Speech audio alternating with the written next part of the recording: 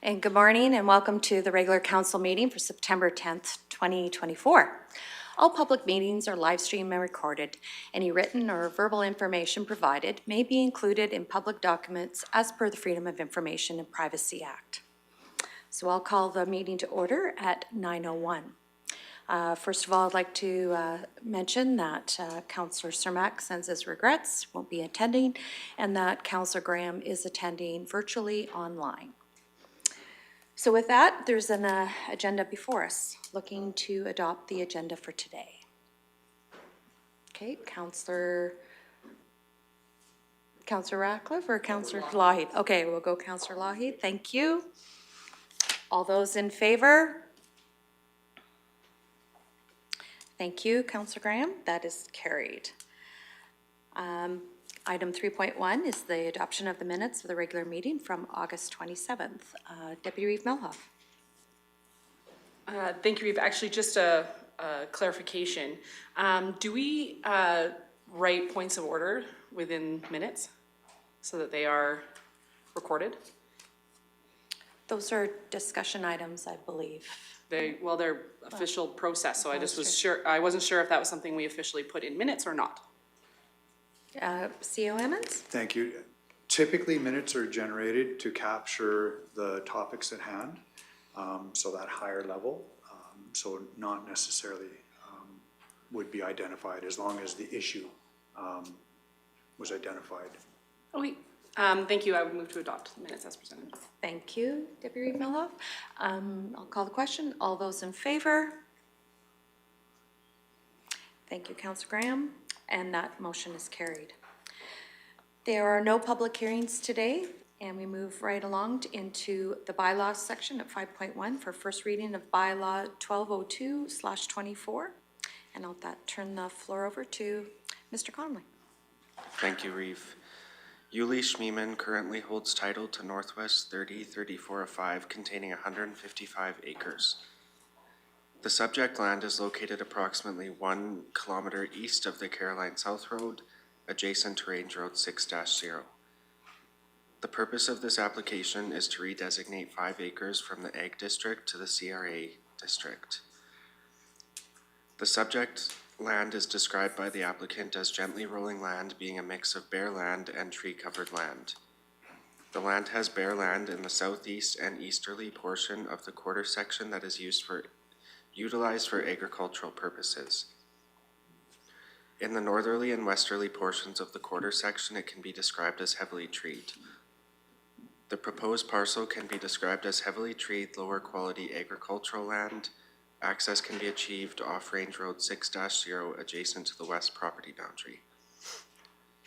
The applicant has indicated that they use the land for cattle grazing. However, the proposed area has poor grazing as it is heavily treed, and they would like to create a residential parcel.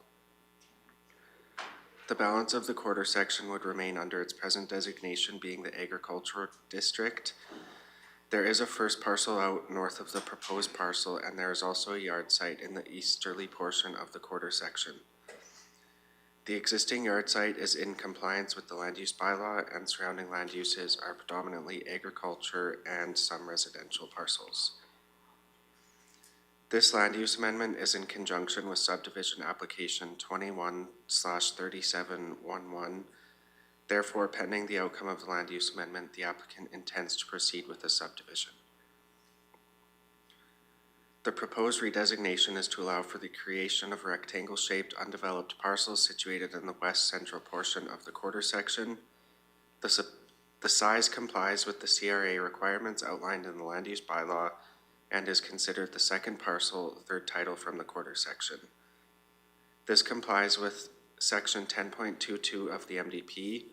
The MDP does not require the second parcel to be a developed site for council to consider the application. The proposal can achieve legal and physical access off a county-maintained road, and the remainder has existing legal and physical access. After reviewing this application, it is anticipated that the proposal will pose minimal impacts on existing farm operations in the area. Should the land use amendment be successful, the applicant will proceed with the subdivision to create separate title to the proposed 5-acre CRA parcel. Thank you. Thank you very much. Are there any questions of council to the development officer? Deputy Reeve Melhoff. Thank you, Reeve. What is our, just remind me, what's our public works policy regarding approaches within a quarter section?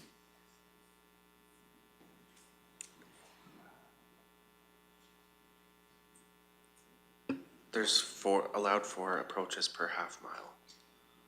So this one has 7 already? This would make it the 8th, yes? Would it not? It has 1, 2 2, right 3, now. 4, 5, 6, 7, it looks like.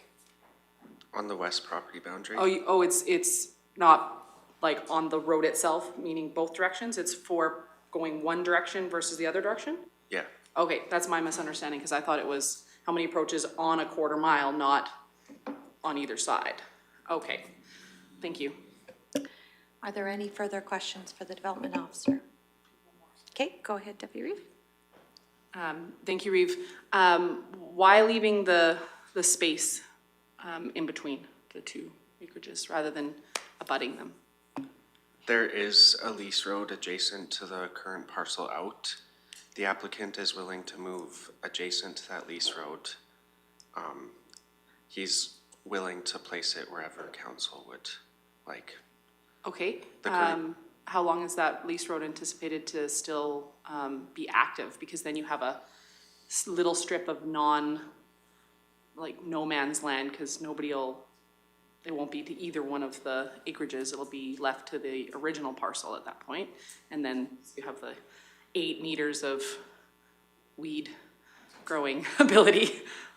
That I'm not aware of, but that's something that maybe the applicant could speak to, or we could bring it back for the public hearing stage. Okay, perfect, thank you. Again, I will ask if council has any further questions in regards to the application for first reading. In my opinion, if the applicant is willing to move his parcel a little further to the north, I think that that would be appropriate. So I would be support of first reading and going from there. Otherwise, I'm looking for a motion from council. Councillor Ratcliffe? Thank you, Reeve. I would make the motion that council grant first reading to this bylaw 1202/24. Thank you for that. Any further discussion? Deputy Reeve Melhoff? Thank you, Reeve. I will support first reading, but I agree. I'd really like to see this abutted to the existing acreage. Okay. I'm looking at the applicant. Would you like to make comment on that, Mr.? I'm going to butcher your name. I'm sorry. Sheeman? Okay. Yeah, so my initial plan was to put the development right against that road, and the development officer I spoke to at the time did comment that if this was ever reclaimed, that would leave an awkward strip. I'm really not particularly fussy where in that chunk of treed land goes. The other area she proposed was at the south border of that quarter section. Less appealable there because it would affect more houses with dust possibility. There's only one residence located north of this on a dead-end road, so anywhere in that treed portion I'm amenable to. Okay. Thank you very much. Councillor Ratcliffe, your light's on? Yes. I would also like to see, I think, more efficient use of the land to see that parcel up against the north boundary where that service road is. All right. So with that, we have a motion on the floor to move to first reading and a public hearing, or approve first reading and go to a public hearing. If there's no other further questions, I'll call a question. All those in favor? And that motion's carried. Thank you for coming in today.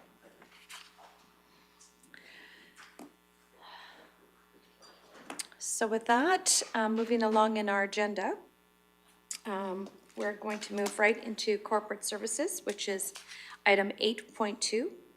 We do have delegations, I skipped that are coming in at 11 and 1 today, but we'll move down to our agenda to 8.2.1, and that is the capital projects reprioritize. And so with that, I think I'll turn over to Ms. Serhan, please. Good morning, Council. So you'll recall at a previous meeting, there was a spreadsheet with just over 40 capital projects that were not listed in any order. And it was before council to prioritize those capital projects. There was a lengthy discussion, and afterwards, administration was to put these in some sort of order, priority with those that support base or standard services being the higher priority. The exception being the broadband project that had quite a number of grant dollars associated with that project to be able to utilize those grant projects. So you'll see in the attached reports, the first report is those that support the standard services, the general road infrastructure, asphalt overlay, landfill, IT infrastructure, dry hydrants, vehicles, bridges, machinery and equipment, and the wastewater systems and water systems. So you'll see that those projects are categorized by type, and then each of the projects within that type are listed below. So that's an 8-page report. The next report are the ones that were kind of on that list of 40, and we've typed them into broadband partnership projects, broadband in Clearwater County, recreation, airport infrastructure, facilities, grading projects, and transfer stations, and then, of course, Nordegg development. So administration is hoping that by categorizing these projects into types, it will be a little easier for council to identify the priorities in the projects that maybe aren't fully funded. Administration would love to hear if any of these projects need to get moved around on this report, or a whole category needs to be prioritized above another in that second report. So a 3-page report ending with the Nordegg development. And those are all the same projects that were on that spreadsheet that was in front of council. And just wanting to get a sense of prioritizing. And then at the strategic planning committee meeting next week, funding options will be provided for council, and council will have the ability to discuss what funding options for the projects that are prioritized. Okay, thank you very much. All right, so our task today is to review our priorities, and if there's anything that needs to move or stay or push down the line. I know for myself, I'm still struggling with that Nordegg cemetery.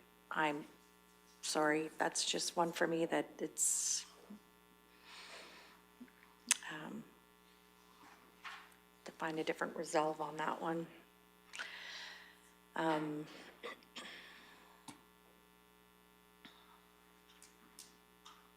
not sure. Deputy Reeve Melhoff? Oh, sorry, I had, no, I'll go Councillor Ratcliffe first. Okay, I haven't got to that yet, but I do share concerns on the Nordegg cemetery. I have several questions here. On the bridge file, Do we typically get grants for those?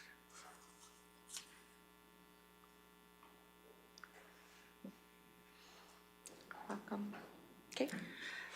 Administration applies for grants through the province for all of our bridge structures or any that administration feels there's the slightest chance that they would be able to get grant funding. Clearwater County has been fortunate over the years that that several of our bridge structures have been funded through what's known as the STIP grant. Some bridge structures have also been funded through the previous MSI grant. However, there's less and less dollars allocated to the STIP funding through the province, so more and more of that infrastructure is falling on the municipalities. Maybe Director Hansen has something he wants to add. Director Hansen? Yes, good morning. No, it's really just, can't really build on too much what Rhonda's relayed there. It really is a crapshoot when it comes to, there's certain items that are fundable. We make every effort possible to make sure that we put ourselves in a position that we are going to be successful with grants. This has been a bad year for bridges. As you know, council's well aware, we had that bridge closure there on Friday. And it was right close to another current bridge repair that we're doing. Fortunately, in the area, there's good access to get around, but we did have to close a bridge there on Friday. Another bridge that came back to our attention was the Bighorn Bridge. This was a bridge that we've actually been negotiating with the province for years that they were actually going to take that bridge over. And we actually have a letter from the province there that says once there was a land swap that was a provincial federal land swap between another band, Southern Alberta way, that once that gets finalized, the province is going to take over the Bighorn Bridge. That was 2019, I believe, is when we received the letter. So we were well under the assumption that that had gone through and that was their bridge. And then when we had a report of a bridge fire, it was somebody actually lit a fire on the bridge. Between a little bit of correspondence between us and the province, we found out that still is our bridge. So, and it's in no better shape than it was in 2019, I can tell you that much. So, it is our bridge and we're responsible for it, so that's become a higher priority as well. So, you can't have too much money in bridges right now, especially if we're seeing bridge failures. Like I said, that was an unforeseen. We honestly thought that was the province's responsibility by now, but they were happy to see that it was still our responsibility.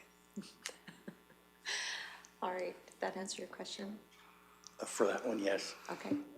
Okay. Councillor, or Deputy Reeve Mello?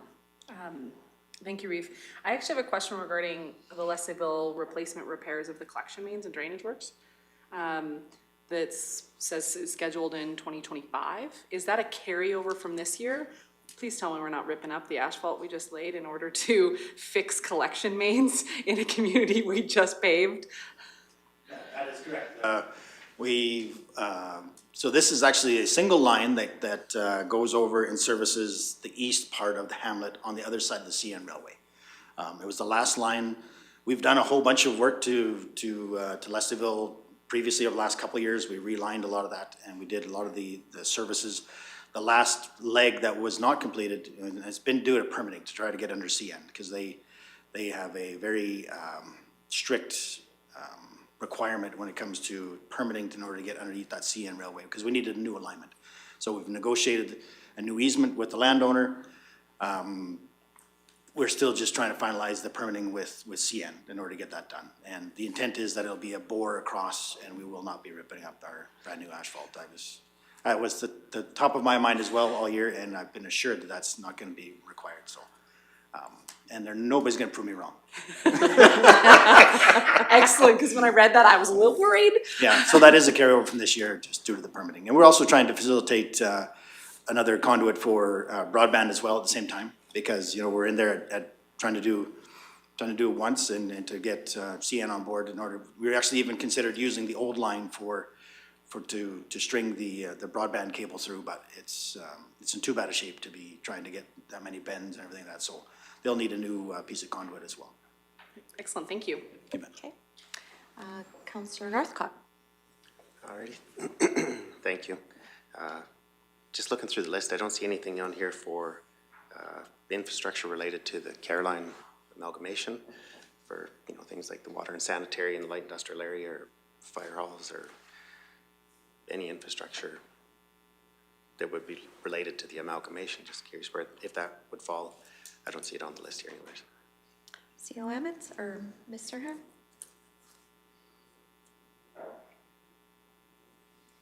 Mr. Ham? Yes, so these projects that are in front of you are for the current Clearwater County municipality. And the budget that will be passed in December will be for the current Clearwater County municipality.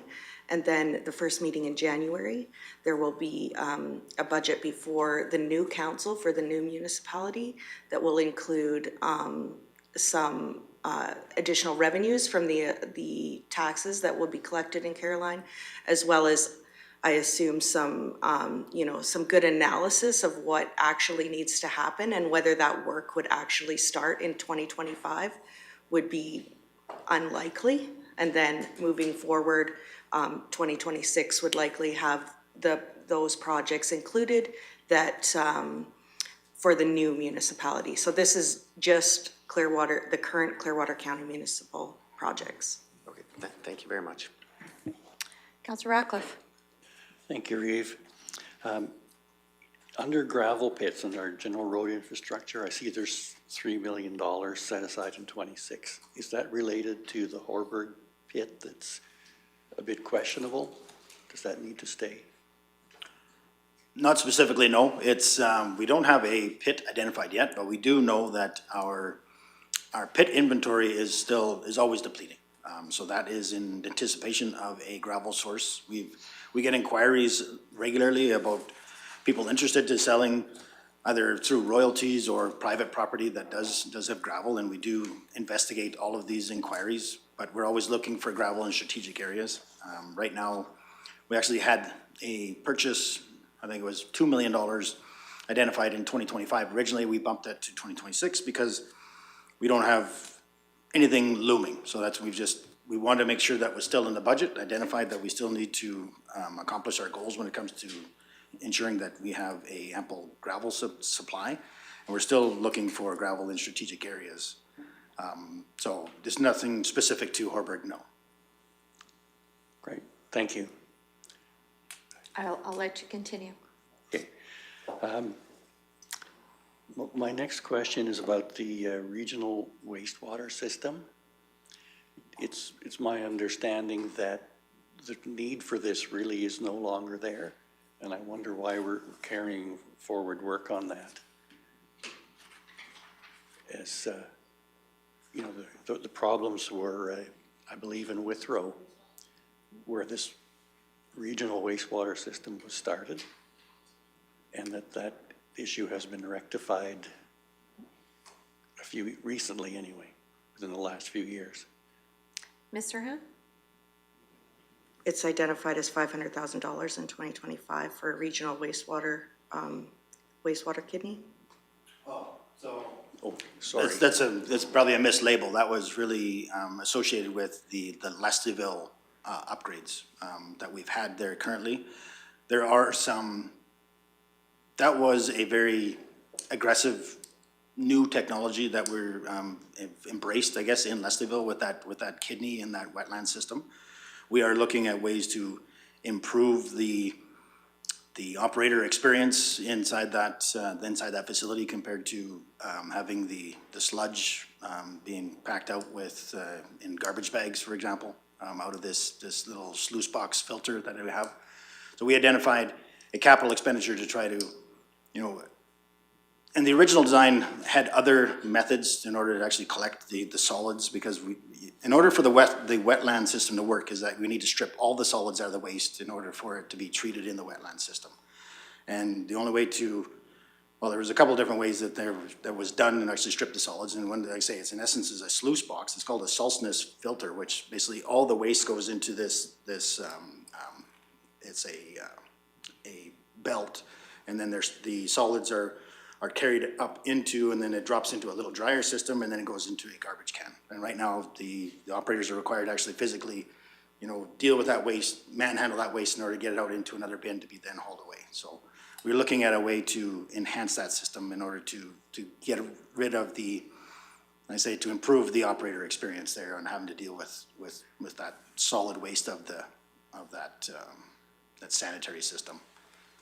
So it's an improvement upon, like I say, it's a good system, you know, we're successful in grants in order to make a system out there, but it has some flaws that still need to be improved upon. So that's what's associated 100% with less development. It's a quick answer. All right, thank you. All right, Deputy Reeve Milhoff? Thank you, Reeve. If we're looking at like priorities to look at changing or removing, I'm good with solid waste central site. That's SW004.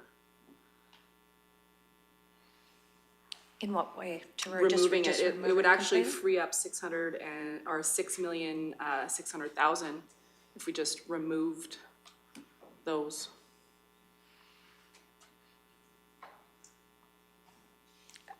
Not push it down? No, I'm good with it being removed. Okay, all right. Do you have a comment on that, Councillor Councillor Ratcliffe, on the central site? Okay. I am not content the way it is, but I think there's still some work needs to be done there to improve the user experience. But yes, I would maybe be in favor of keeping 20%. Okay. What types of things would you suggest need to be improved? Because I get nothing but positives of how awesome the central site already is. I don't get the negatives, but I'm not that area's councillor, so that's probably why I only get the positives of Okay, yes, people user have, experience people over there. have adapted to it, but I think it could be made more, that some of it could be taken out of the weather at a relatively low cost, so that there's less material blowing around and that it's more accessible. But it would be a relatively low number to accomplish that. Okay. I am a user there, and I find my only issue is the cardboard, to try and get it in that little bucket thing, or that little, I'm shorty, so I have short problems, so anyways, with that, but I see that Director Magnus has joined us, and I assume that we will have a presentation sooner or later on that central site, so go ahead. Yeah, that's correct. Just to further Councillor Malahaf's comment in terms of the removal of that, I believe the $6.5 million that's there. So as per Council's direction, a motion was put forward that the administration bring back options in regards to that central site. And those options will be presented during our strategic planning committee of the whole meeting next Monday. So providing my input, if indeed that is the case and this council believes that $6.5 million is to be removed, not prioritized on that site, I do go back to Councillor Ratcliffe here too. There are definite areas that need improvement that we need to consider and account for. For example, the rig matting, that's not going to last forever, and we give it maybe a year, 2 years at most, and something needs to be done there. There's some challenges in regards to the disposal of some of the recyclable material.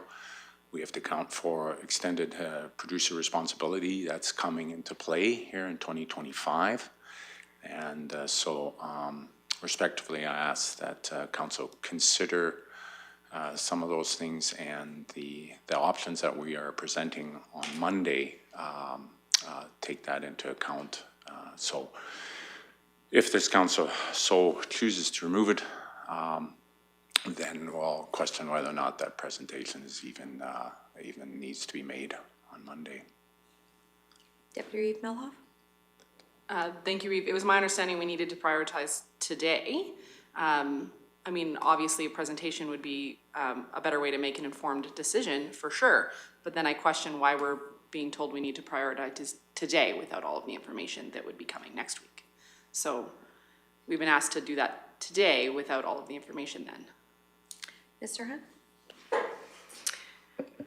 Yes, so there was many items that needed additional information, and those things obviously take time to prepare and also take time to have all of council together to have those items presented with all of the information. So yes, the transfer station presentation is scheduled for Monday.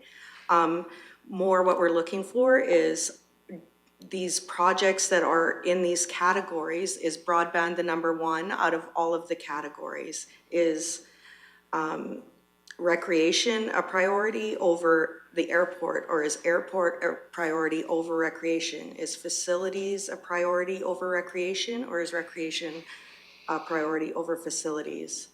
And the transfer stations, again, there will be a presentation on Monday, and this is a work in progress. We will be looking at this,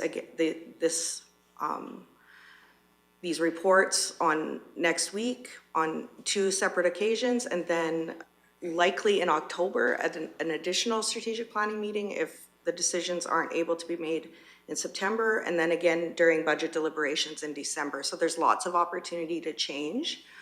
Administration would just like to get a sense of which projects are a higher priority over others. So looking at I'll just say the written list, not the one in the Excel spreadsheet in regards to numbers. Is that what you're referring to? Is that the list that's been, we would be better off to just formulate that and then bring back the numbers for next Monday? I guess that's what I'm Yeah, asking. if you have questions about any of the categories, or if you feel that you want something categorized differently, or how can we better help you prioritize these types of projects. And again, the projects that are on the top 8 pages are ones that support the standard services that are already provided to Clearwater County residents. Some of the ones in the bottom, excuse me, a little frog in my throat. Some of the ones on the bottom are adding additional standard services, enhancing services, or additional development in Nordegg. So it's not supporting the standard services that are for Clearwater current ratepayers. So we just want to get a sense of which things are most important versus those that should be lower on the priority list. Okay, thank you. I know for myself, we've kind of gone back and forth a little bit about one of the meetings we canceled the RFP in regards to the airport terminal. And I know that during ICC that we are relooking at the engineer drawing as far as that foundation. So for me, that airport is really down the bottom of that list. It's not at the top no longer, or number 3. It can actually go down to number 7. And at this point in time, in regards to, I would like to put facilities higher up the list. I think that's important. And to at least have a plan going forward. Anybody else have some comments? Go ahead, Councillor Northcott, and I'll go to you, Deputy Reeve. Thank you again. Just on the second list there, for where it has broadband, recreation, airport, facilities, grading, transfer stations, Nordegg development. Just a question for administration. Which one out of those ones, which ones are identified that are absolutely requirements and mandatory requirements by the MGA or the Municipal Governance Act? Which ones does this municipality are mandatory requirements? Mr. Hill? Or Mr. Emmons, one of the two? Okay, Mr. Emmons. Good morning. Thank you for the question, Councillor Northcott. Mandatory, we can actually get into it a little deeper if I may. Facilities aren't mandatory, but some facilities are required to support the services that are provided. For an example, a shop isn't legislatively required, but of course, we need one to house our mechanics, to fix the equipment, that provides the services. So I would respectfully suggest that that would fall into that world. Grading projects, maintaining safe community. You know, I would also put that as a mandatory service. How often and what level is, of course, council's discretion. Actually having that conversation with some of the public works staff this morning. Our policy, you know, snow removal within 96 hours. That's policy driven, that's not legislatively driven. Council could say, you know what, we want to double the graders and half that to 48 hours, or go the other way.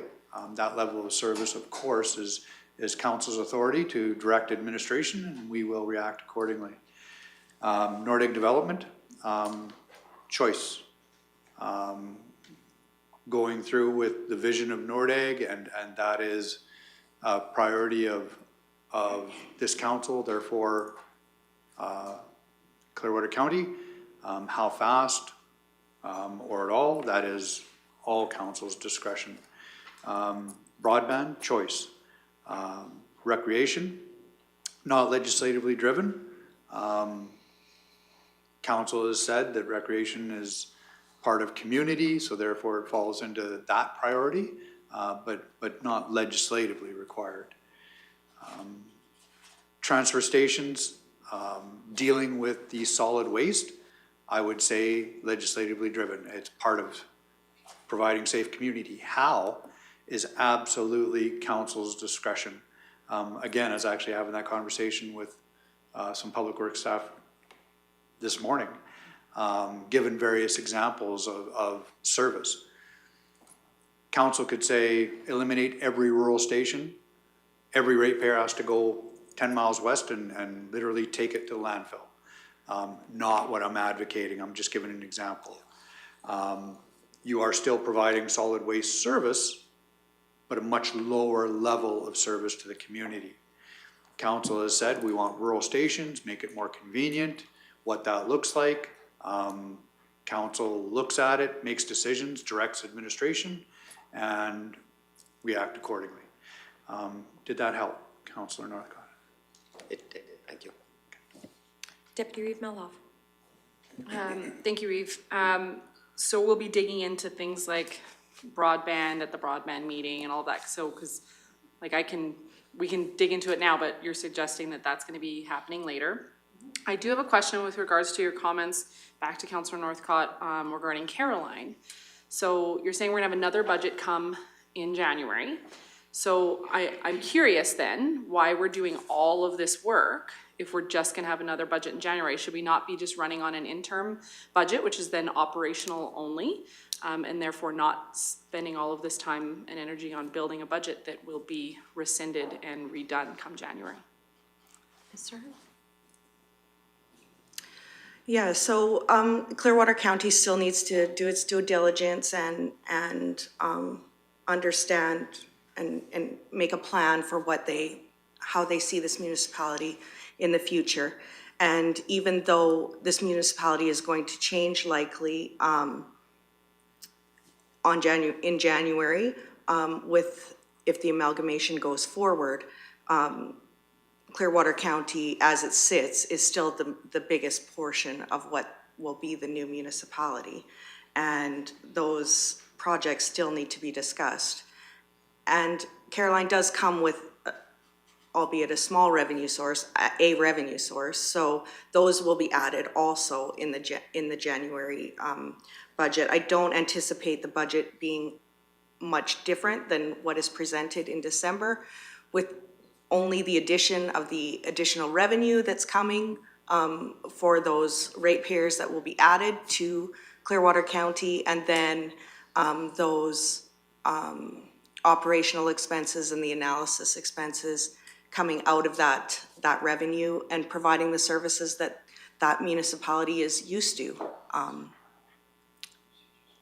Those services have to stay in place for a certain amount of time. So as we transition into truly amalgamating those services and those residents and ratepayers into the new municipality, those plans will change. But as for now, Clearwater County needs to provide a budget moving forward. And 2025 will not look much different than it is currently. Supplementary to that? Yes, go ahead. Thank you, Reeve. So my concern is that we pass a budget in December with the vision of Clearwater County. Come January 1st, as they should, the directors send out RFPs, they award contracts based on the budget that they were just given in December. And then, using the vernacular, the rug pulled out from underneath them, and potentially those projects that they just sent out for RFP are then canceled in order to achieve the expectations of the newly formed municipality. That would be really unfair for that to happen to our directors. I just want to make sure that doesn't happen. So I'm just worried that we are setting it up for that very thing, because as Director Hansen has told us before, come January 1st, they hit the ground running with the budget they were just given. If January 7th that's changed, that'd be really unfair. CO Evans? Thank you. So to prevent that, I've been in meetings with the CEO of the Village of Caroline, looking for what they're coming forward with commitments and priorities. I would suggest that as any given year, the only potential, the main potential would be a shift in council's priorities at a later stage. We're not anticipating to set council up for that type of a scenario. Actually, in September, staff is meeting with the Village of Caroline to walk through and really get a handle on assessing the infrastructure to assist in that process, so that come that first week in January, there's a little more education behind the verbiage when we include the Village of Caroline. If I may, an important part of this process for this council is, as Ms. Sernan stated, the lion's share, of course, is the infrastructure within the existing Clearwater County. And for council to have its priorities discussed and decided on, fitting in the Village of Caroline will be a far easier process than giving a new council all the priorities within the two previous municipalities and then start. It would be a far more onerous task on a new council. So proceeding with this not only is responsible for Clearwater County in 2024 leading up to 25, but I also believe it's actually the fairest for a new council to fit in the village's conversations into this one, if this one's on solid ground. Okay. No, thank you. I appreciate that. Welcome. And I would believe that, like any municipal council, they have to present a balanced budget too for their year end, and because they will be wrapping up whatever their books. So their revenues and expenses would have to match in that sense with what's existing. So there won't, I mean, other than we do get a report at some point in time, I would believe, from municipal affairs in regards to their infrastructure deficit. Like, is there's another follow-up report, correct? Or are we done? I thought there was, after that procedure, there was another report. Go ahead, Ms. Serhan, if you know the answer. No? No? Mr. Emmons. Sorry. Okay. So the follow-up report I'm aware of, Reeve Swanson, is the audit. So it gets into really auditing the numbers and the process. In the meetings with CO for the Village of Caroline, you're absolutely correct. We are assured that a balanced budget will be presented as planned, and that will be a launching point for the new municipality. Okay, thank you. You're welcome. Councillor Ratcliffe. Thank you, Reeve. Regarding Nordegg development, it seems that lot sales there have dropped off significantly or almost stopped. Have we has the wave passed? And how should our investment in Nordegg be adjusted to reflect that, if that's the case?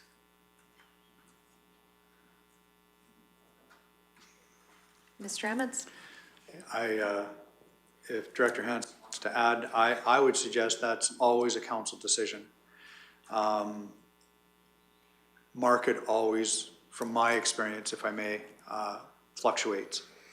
And previously, the philosophy of the development of Nordegg pays for the development of Nordegg went with that fluctuation. When we sold out a phase, that was the pot of money to build the next phase, and if it sold, it sped up the scheduling of construction to go with that fluctuation. That would be a decision of council. If council feels that market has tapered and wants to slow down development, absolutely, that fits within this conversation and the priorities set before. But truly, that's your guys' authority to direct us, and we will speed up or slow down. Thank you. Mr. Hunt?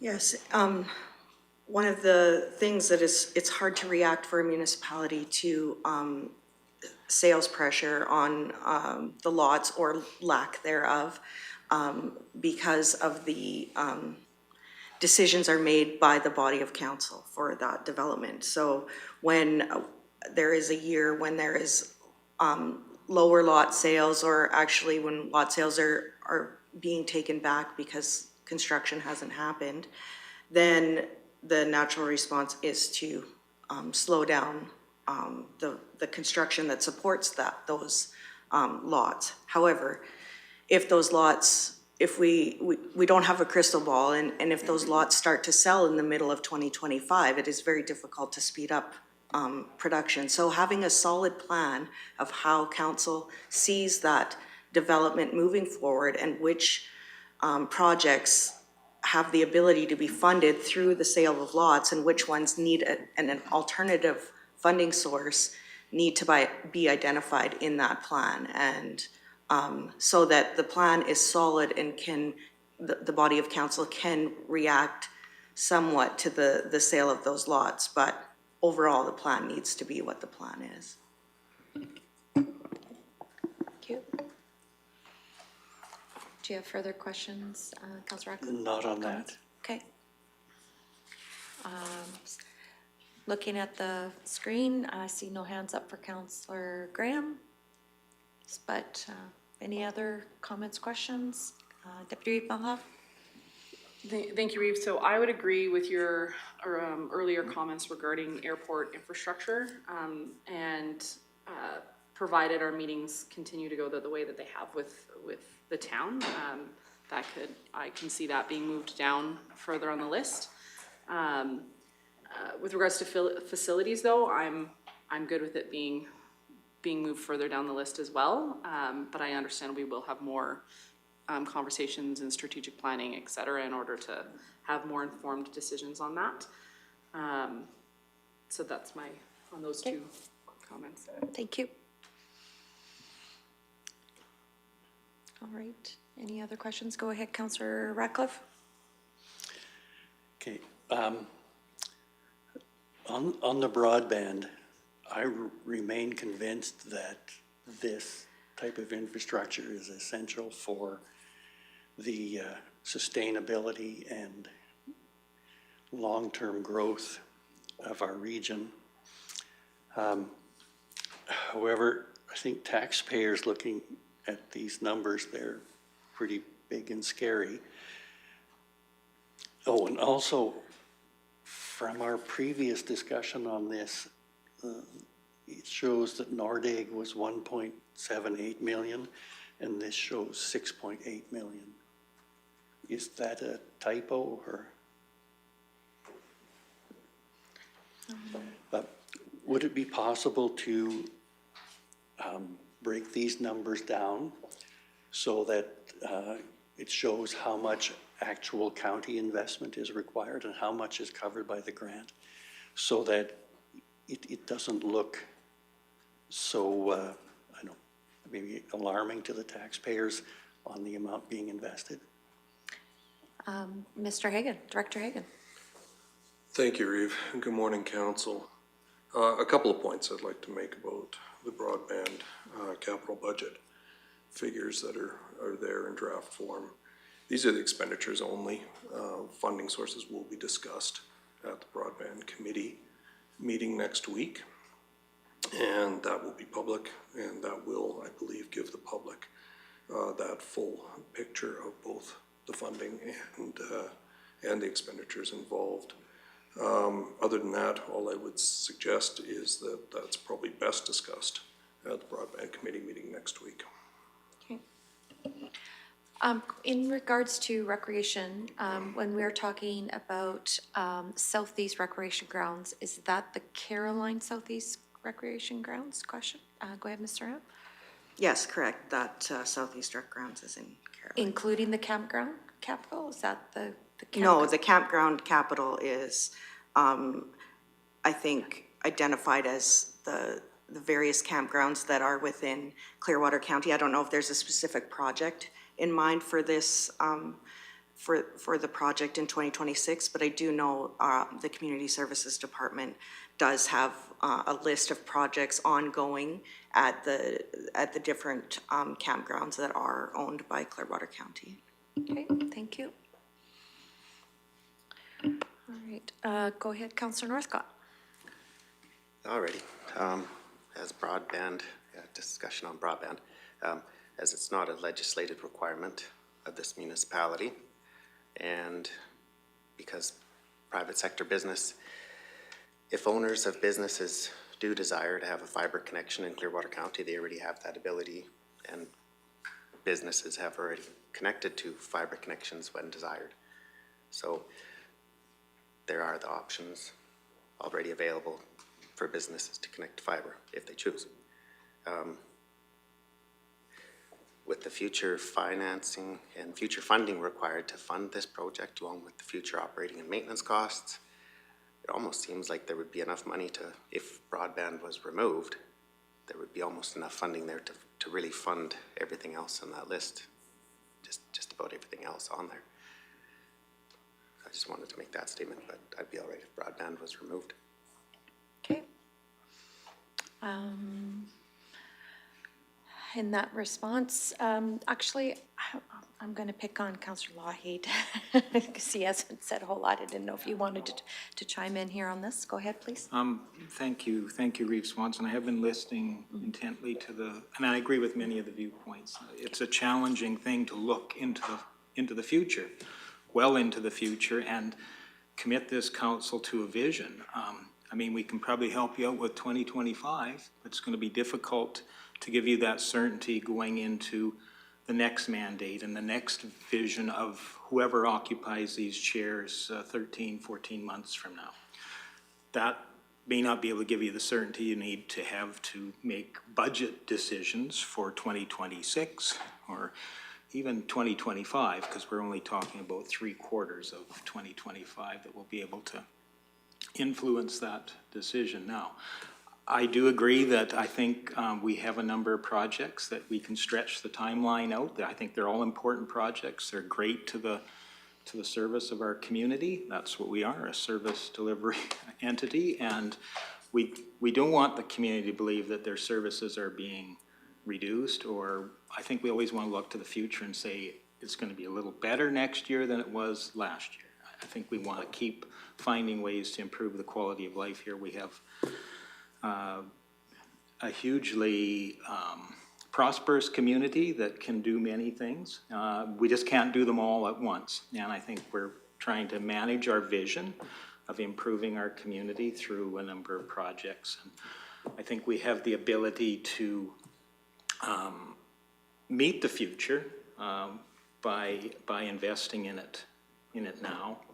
And I think it's important to keep some pressure on those things that we truly believe are part of our vision. Ultimately, I think some of those projects, especially perhaps the airport that I've heard, that looks as though that's a partnership opportunity. don't sense a decisiveness in our other partner at the moment on that facility. So I think that's one that can be tapered down into the future. I've heard discussions around waste management or waste systems that can perhaps be planned for, but not necessarily built in the 2025 year. And I think we also need to look at the top part of the list there, the top part of the number list. I sense those are, don't touch that, but I think we need to challenge our administration to find efficiencies within that. So if we're looking at creating service levels, additional service levels, we're gonna have to look at perhaps trimming each operational area slightly as well. I know we are a very efficient group. That doesn't mean that we can't be more efficient. And I guess that's just some of the comments I've heard with listening to the discussion so far. Thank you. Thank you very much. I am going to ask Councillor Graham if she has an opportunity to maybe chime in on what she's heard so far and if she's in agreement or has a comment. Good morning, everyone. Sorry I'm not there. I have a back to school cold, so I didn't want to infect you all. I agree with most of what's been said. I would personally agree with switching the facilities and airport infrastructure. I don't know that I would knock airport infrastructure right down to the bottom, but just switching those two for me. Other than that, I would agree with most of it. I'm just ignoring the gravel road infrastructure one. I'm pretending it's not there on my list, so I'm not gonna comment on where I would prioritize that. But other than that change, I think I would agree with what I see there. Okay, thank you. All right. So just looking across the room, has council rehashed this priority list enough to give you direction for next Monday? Ms. Sirhan? Yes, I actually wasn't expecting much change from what was on these documents, is more confirming what I heard at the last meeting, that broadband's near the top and Nordegg development's near the bottom with the transfer stations. And as we work through next week, there will be a lot more fine tuning of where these projects are going to sit. And just knowing that these can be moved physically on the report also to help vision that for council and help them prioritize. I think that's great. I wanted to have the opportunity to have this in front of council before the strategic planning meeting, just so we had an opportunity to think about where these priorities should be. And again, I just want to reiterate that those first 8 pages are supporting those projects. Those projects support the standard services that the ratepayers currently utilize. And again, just to build on that example that CAO Emmons said about, the different things that are, whether they're legislated or in policy, goes for those first 8 pages also. However, everything we've heard from council is that they don't want any change in those standard services that the ratepayers currently utilize. So that's why they're on those first 8 pages, and kind of administration facilitates what they feel is best. As far as a good example is the bridges. If there's a bridge failure, those priorities change, right? And administration reacts to those day-to-day circumstances. So as long as we know where in the list those services fall, then those projects follow that. So again, I appreciate the discussion and the just the ability to think this through the next week until we get to the strategic planning meeting next week and have more discussion on particular items. Thank you for that. As I'm just looking at the one item on asphalt overlay, and for me, Director Hansen, can you put in brackets, maybe, or get Mr. Hand to put in brackets, how many kilometers of overlay per year? Just general, like, that would be great. Appreciate that. If that works, can you, just the total number of kilometers per year, doesn't have to be where, just like for next year, we got $5.2 million of overlay, it equates to 23 kilometers or whatever that would be. Okay, thank you for my pea-brain. Go ahead, Deputy Reeve Malha. Thank you, Reeve. I just wanted to show my support for what Councillor Loughy had brought up, that perhaps there is an opportunity for us to dig into all areas, that there may be a need to focus in on all aspects and not just capital, like dig into operational, dig into all of these things, because if we're being asked to find efficiencies and all of these things, we might need to look past just capital and dig deeper into other areas as well. So just wanted to show my support for that comment. And I do love adding the asphalt overlay number of kilometers, and that way we have a better understanding of what's going on there. Yeah, thank you. Okay. Councillor Ratcliffe? Thank you, Reeve. I just want to jump in on that topic as well. Thank you, Councillor Lougheed, for bringing that up, but we have not yet had a service level review to look at any of those things. And it, for me, becomes increasingly difficult to support it without that assurance. So thank you for bringing that up. Ms. Serhan? Yeah, and again, I guess I've been sitting in this seat for 15 years, and every year, of course, council wants to ensure that the ratepayers are getting the best value for their dollar. And I can assure you that each director goes through their programs and finds efficiencies every year. And just because budget is set where it is, doesn't stop the search for efficiencies. That as the year progresses, if efficiencies can be found, they are, and that is what results in unanticipated surpluses at the end of each fiscal year that can be further allocated into the future projects. And I can say that wholeheartedly that the staff for Clearwater County does that each and every day. Thank you for that. So with that, I see no other blinky lights on, so if that's okay, we will wrap up this item.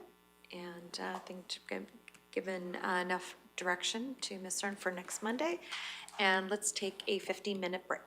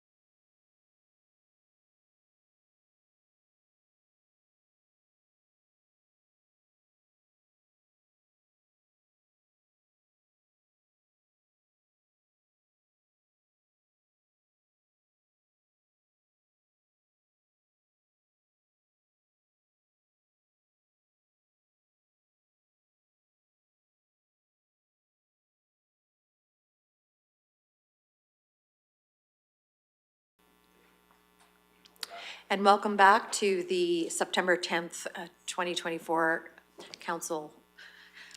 Clearwater County Council meeting, regular meeting.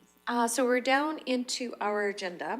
We have an 11 o'clock delegation coming, but we've moved on, and we are now at item 9.1, which is the CEO report. And I will ask CEO Emmons to please go ahead. Thank you, Reeve Swanson. Good morning, Council. The September 10th, 2024 CAO report. First item is the Heritage Awareness Award presented by the Alberta Government. The Heritage Awards program recognizes individuals, nonprofit organizations, corporations, municipalities, and First Nations, as well as Métis settlements for their significant contributions to the protection, preservation, and promotion of Alberta's heritage. Awards are presented every 2 years. I'm proud to announce that Clearwater County has been selected to receive an Alberta Heritage Awareness Award for 2024. This award is in recognition of Clearwater County's outstanding achievement in promoting appreciation of Alberta's heritage through the Nordegg Discovery Centre Renewal Project. That is fantastic news, and that is, I look forward to when we can put that in our newsletter to show the residents, you know, all the good work that's been done out there. So that's our kudos to the administration for getting all that done. Thank you. Thank you. Next item is 2025 Community Planning Association of Alberta, the CPAA conference. This conference's theme is Global to Local, and it takes place in Red Deer from April 28th to the 30th in 2025. The theme reflects the CPAA commitment to exploring the impact of global trends on local communities and how municipalities can leverage these trends to foster growth, innovation, and community well-being. Deadline for registration is January 6th, 2025. As per policy, attendance would require a motion. Deputy Reeve Melhoff. Thank you, Reeve. Couple of things. Again, I echo the Reeve. That's amazing. The Discovery Center is incredible. When is that being awarded? Is there an opportunity for us to go and congratulate our team and show our support, or is it something that gets mailed out, or? The date was sent forward. I can't remember the actual date, sorry. Maybe Tracy Lynn does. I was booked, so Matt and the Reeve, I believe, no? Ms. Haight. Hi, thank you. I believe the date is September 23rd, and it's by invitation only. And the invitation was to Rick Evans and to the nominator, which was Jujitsu Tutik, our communications coordinator. Now that she's unavailable to attend, Matt Martinson and Whitney Wedman will be attending. Okay, very good. Excellent. That's great. And again, they've done an amazing job, so well earned. And my second question was regards to the community planning. That conference last year was great. It was fabulous, actually better than it was the year before. In my opinion, last year's was better. Like the one we just did was better than the one the year before. So hopefully they will continue that trend with just getting better and better and better. So I would make the motion that councillor attendance, that councillors are allowed to attend. Furthermore, we should extend that to Councillor Gibson, who's joining our team in January. And I think that I still believe that Municipal Planning Commission and the appeal boards, and if we still have a PAC, should be invited to attend that. Actually, at last year's conference, we sat with the Municipal Planning Commission and appeal board from Lacombe.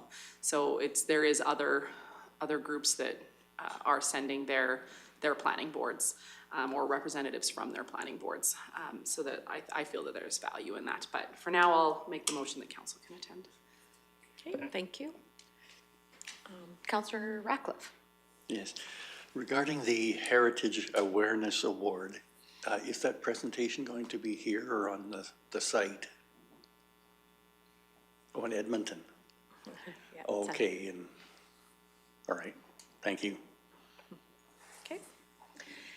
So Deputy Reeve Melhoff has made a motion for councillor attendance for the Community Planning Association of Alberta Conference in Red Deer. Any questions or comments on that?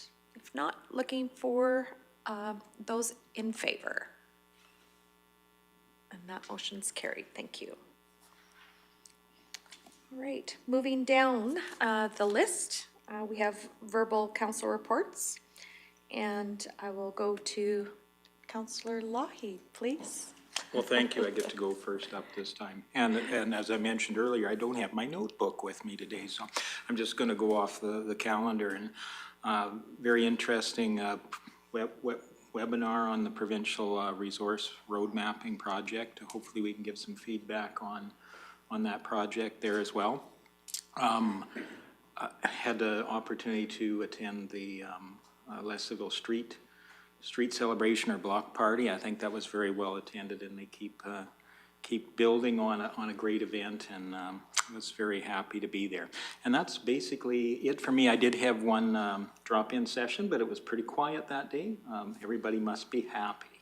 So I appreciate the fall and wish everybody have a good harvest season. Thank you, Councillor Lougheed. Deputy Reeve Melhoff. Thank you, Reeve. Yeah, I did that RMA resource provincial mapping webinar as well, and I was actually a little bit disappointed. I was really expecting it to be a lot more robust. They did say they're going to send out a bunch of information to follow, so I'm hoping I can dig into it myself. But I thought it really was going to show how you can map out the future. But anytime a future question was asked, they kind of said they don't have the ability to do that, but they've been building this since 2019. So anyway, I was just a little bit disappointed with how long they've been building this and how little information regarding the future they actually were able to achieve. I was hoping we could utilize it to advocate for projects within our own community, but it doesn't seem like that map has the ability to do that, which is what I thought it was built for. But anyway, that's an aside. I attended the Black Line Ultra. What an amazing inaugural event that has been. 121 racers, 60 kilometers, up many mountains. Like, it's just an amazing event that they put on. The fastest time to do 60 kilometers was for a solo racer, because there were some teams that were a little bit faster. For a solo racer was just over 7 hours. Could you imagine? 60 kilometers in just over 7 hours. Search and rescue was on standby the whole day, with the ability to do heck rescue if they needed to, and mountain rescue, all of the things. And they only needed to help one person with a relatively minor injury. So that's fabulous, and we look forward to hopefully them planning to do more and more and more of it. The organizers send their thanks to Clearwater County for their support, and to the community of Nordegg for coming out in droves as volunteers. I will say Nordegg, like all of our communities, are very good at making sure that the communities come out and they volunteer wherever they're needed, but they were very pleased with the number of people that came out to help. And that is me, just trying to get the rest of farming done before the snow flies, and hopefully the snow didn't hear. Yeah, I know, but and hopefully as well, like Councillor Lougheed said, that everybody is having a wonderful harvest. Yes. Actually, I have a suggestion for you for next year for the Ultra. Okay. It would be nice if there was cameras at certain points that we could see these people live stream and watch them go down the, what did you call it? That controlled fall. Yeah, that would be really interesting to watch. So anyway, go ahead. I think that's a fabulous suggestion, because there was a lot of people that asked for that, and they had spotting scopes like at the base camp where you could see up onto Coliseum to try to see them from that vantage point. And with the county broadband program, hopefully that's something that can actually be achieved, to do live stream recordings of the races as they go. I think that there might be an opportunity for that with our broadband program expanding. Yeah, I see a lot of bloopers. Right? Yeah, it's a controlled fall. Yeah, exactly. Councillor Northcott. Alrighty, I don't really have a lot to report regarding my council activities. I attended the webinar and that was it. Okay, thank you. Councillor Ratcliffe? Thank you, Reeve. I don't have a lot to report either. I left the last council meeting and raced to the airport in Calgary. So I missed Nordegg Days, which I regret. I missed the Black Lung event. I looked at the road mapping exercise after. It's interesting, though, to know where the industry traffic is going. So it's a planning tool that would be useful. But, yeah, that's all I have. All right, thank you. Councillor Graham?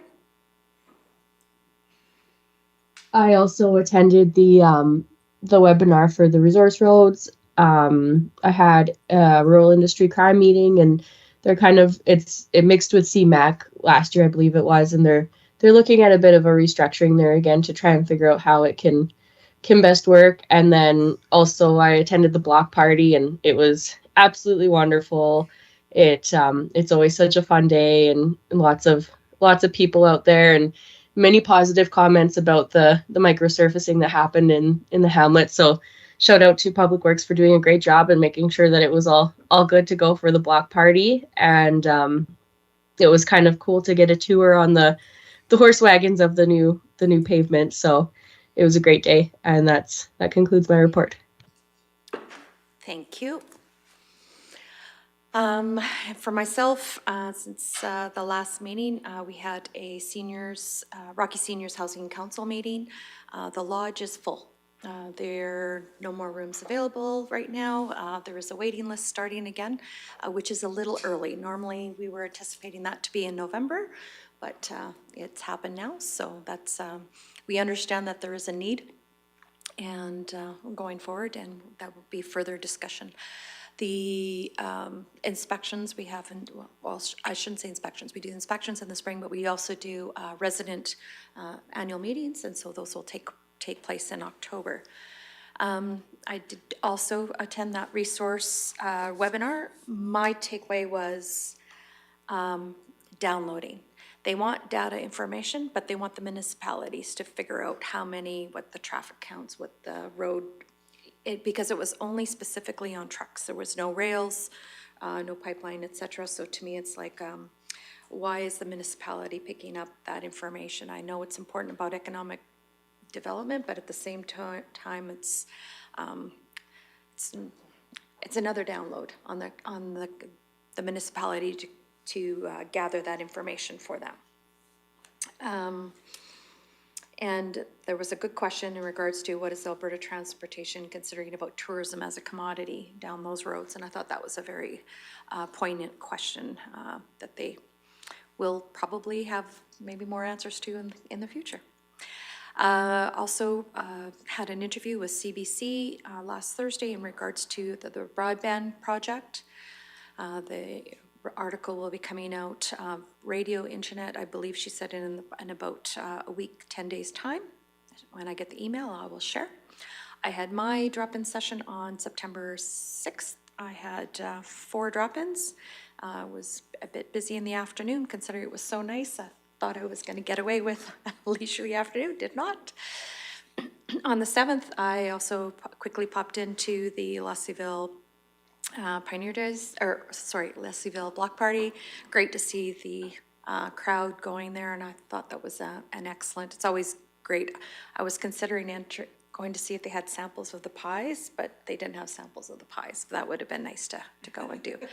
But I did attend the Pioneer Days at the Caroline Museum, and we honored 8 families that day, and that was very well attended. They figured it was over 100 people. And so that was great to do.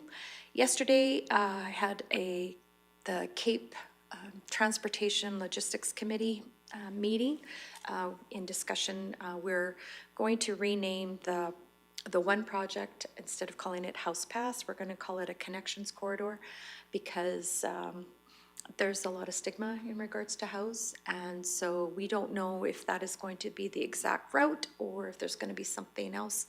They have worked out the details of the grant that's been from Minister Dreeshen, And an update of that study from 2005 will be completed by the end of March. So we will know the numbers of what that transportation route will cost, hopefully by the end of March. And I also attended the Caroline Egg Society last night on behalf of Councillor Cermak. They discussed possible trails in their recreation area, and they did go through their budget, of which they will be getting together with Director Martinson at the end of the month to do that presentation. That will come to us during our budget. So with that, that's all I have for my council report. Looking for a motion to accept the councillor verbal reports. Okay, thank you, Deputy Reeve Melhoff. All those in favor? That motion's carried. Moving on, we have reports from the 9.3, 9.4, 9.5 of the Rimbey RCMP media reports for 3 weeks. And of course, we also have the School Resource Officer 9.6 report from January to July. Any comments or questions in regards to those reports? If not, I will look for a motion to accept those reports. Thank you, Councillor Lougheed. All those in favor?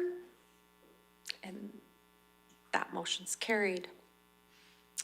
Moving on to correspondence, we have 10.1, which is the amalgamation, Municipal Affairs Amalgamation Recommendation to Cabinet from Minister McIver.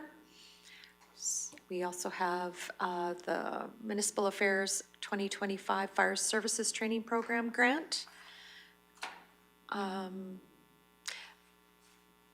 Maybe CO Emmons, in regards to this, has this been a grant that is usually, is this an anomaly, or is this something that we annually get? This $500,000 for the grant funding for the Fire Services Training Program. Is this a new grant, or is this typically what we would receive? CO Emmons? I believe that one's attached to WUI. No? No, actually, I see Director Hagert's going to come up and give us more information, please. Yeah. Maureen. Good morning. This is a grant that was available last year, that I know. I don't know if it was something that, I think it was announced in the last couple of years, certainly something that we apply for annually. Is this something that is because of the more wildfires that are happening, that this is helping with the training for volunteers? Essentially, that was, I understand that's when that grant was announced, was I believe it was 2022, but don't quote me on that. But certainly one that we apply for. There's other ones that relate to supplies for our MFR program, our Medical First Response program, but this is one we have applied for in the past. Okay, thank you. Councillor Ratcliffe? Thank you, Reeve. Is this the amount we received, or is this the total amount of the grant? You bet. And I think that's where CAO Emmons was confused, because that's the exact amount of our annual Wildland Urban Interface grant, the $500,000 over 3 years, which would have been the number that he's looking at. That would be total for the province, I understand. It's a smaller amount. If I'm not mistaken, it's in the neighborhood of about $7,500 is what we've received previously. Okay, we don't need to apply for a portion of that. We do need to apply for it, yes. And then that would just go back into revenues if we do receive it. Okay. Thank you. Okay, thank you. I'm then looking at item 10.3, which is the Central Alberta Assessment Review Board for member recruitment. Deputy Reeve Melhoff. It's fine. We passed. You passed? All Yes, good. yes, go ahead. No, Yeah. no, please, if you have comments on 10.2, go for it. I was Yep. just gonna say that because we have an amazing fire services training facility, that we would hopefully be looked at as a higher priority for these grants, and perhaps have a better opportunity to get them, because we have a facility that services this entire region, not just Clearwater County. So I'm hoping we can leverage that in order to get more of those grants. I agree. Good comment. So moving on to the Central Alberta Assessment Review Board for 2025 board member recruitment. I believe that is just something that is made available for the public. And with that, So if there's no more further comments or questions in regards to correspondence, I'll look for a motion to accept correspondence for information. Okay, Councillor Ratcliffe. All those in favor? And the motion's carried. Thank you. Moving on to notices of motion. We have one from Councillor Cermak. And since he is not here today, he's asked me to just basically read it out, and that is that I, Councillor Cermak, a member of council, proposed the following motion to be considered on the next council meeting, which is September 24th, and that council discusses municipal facilities in closed session as per the FOIP 25, disclosure harmful for economic and other interests of public body. So with that, there's really no discussion, just giving notice with that. So I'm looking across the room and I see there's still 20 minutes before our delegation is here. So if that's okay, do we want to just take our break until our delegation is here? So let's just take a break till about 11 o'clock, please.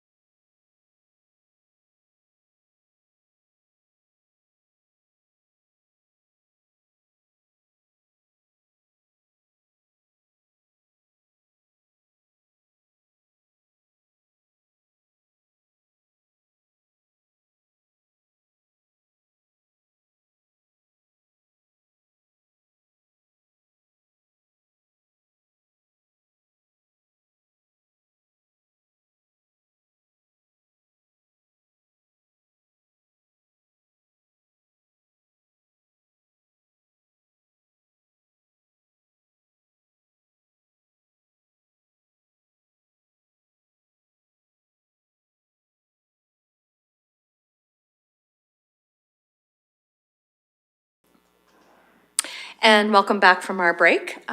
This is the regular council meeting of September 10th. We now have a delegation before us.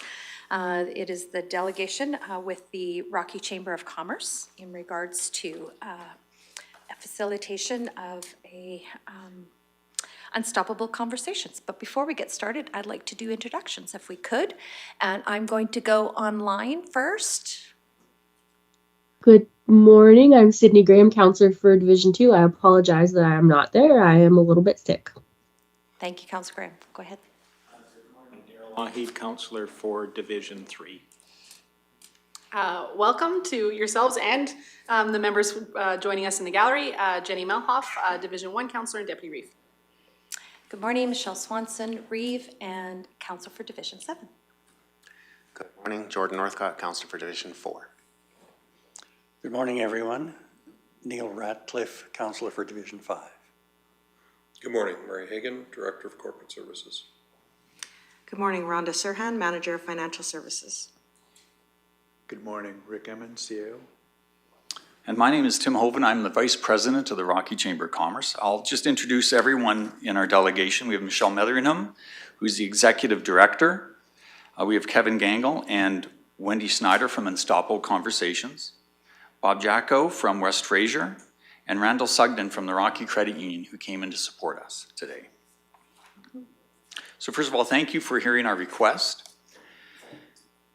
Our community is facing many challenges, and over the last year and the last few months especially, we've had many conversations with people and organizations throughout the community. Many people have different ideas about what the core challenge is. Some people say that it's the economic challenges such as inflation and increases to the cost of living. Others say we're still dealing with the slow ripple effect of COVID regulations and the division that brought to our community. But a huge problem that I've heard personally from many people, and I've seen it in their actions, is what I call why bother? Why bother to work harder? Because the government's just going to tax me harder. Why bother to start a new business? It's probably going to fail due to the economic situation and red tape. And the worst of all is, why bother to volunteer and work harder to make our community better? It likely won't make a difference. They'll say, I did that before, we tried really hard, and it didn't work, nothing changed. Over these many months of discussion at the Chamber, with these many different individuals and representatives from many different businesses and community organizations, we believe that we have an opportunity to create a positive difference for our community.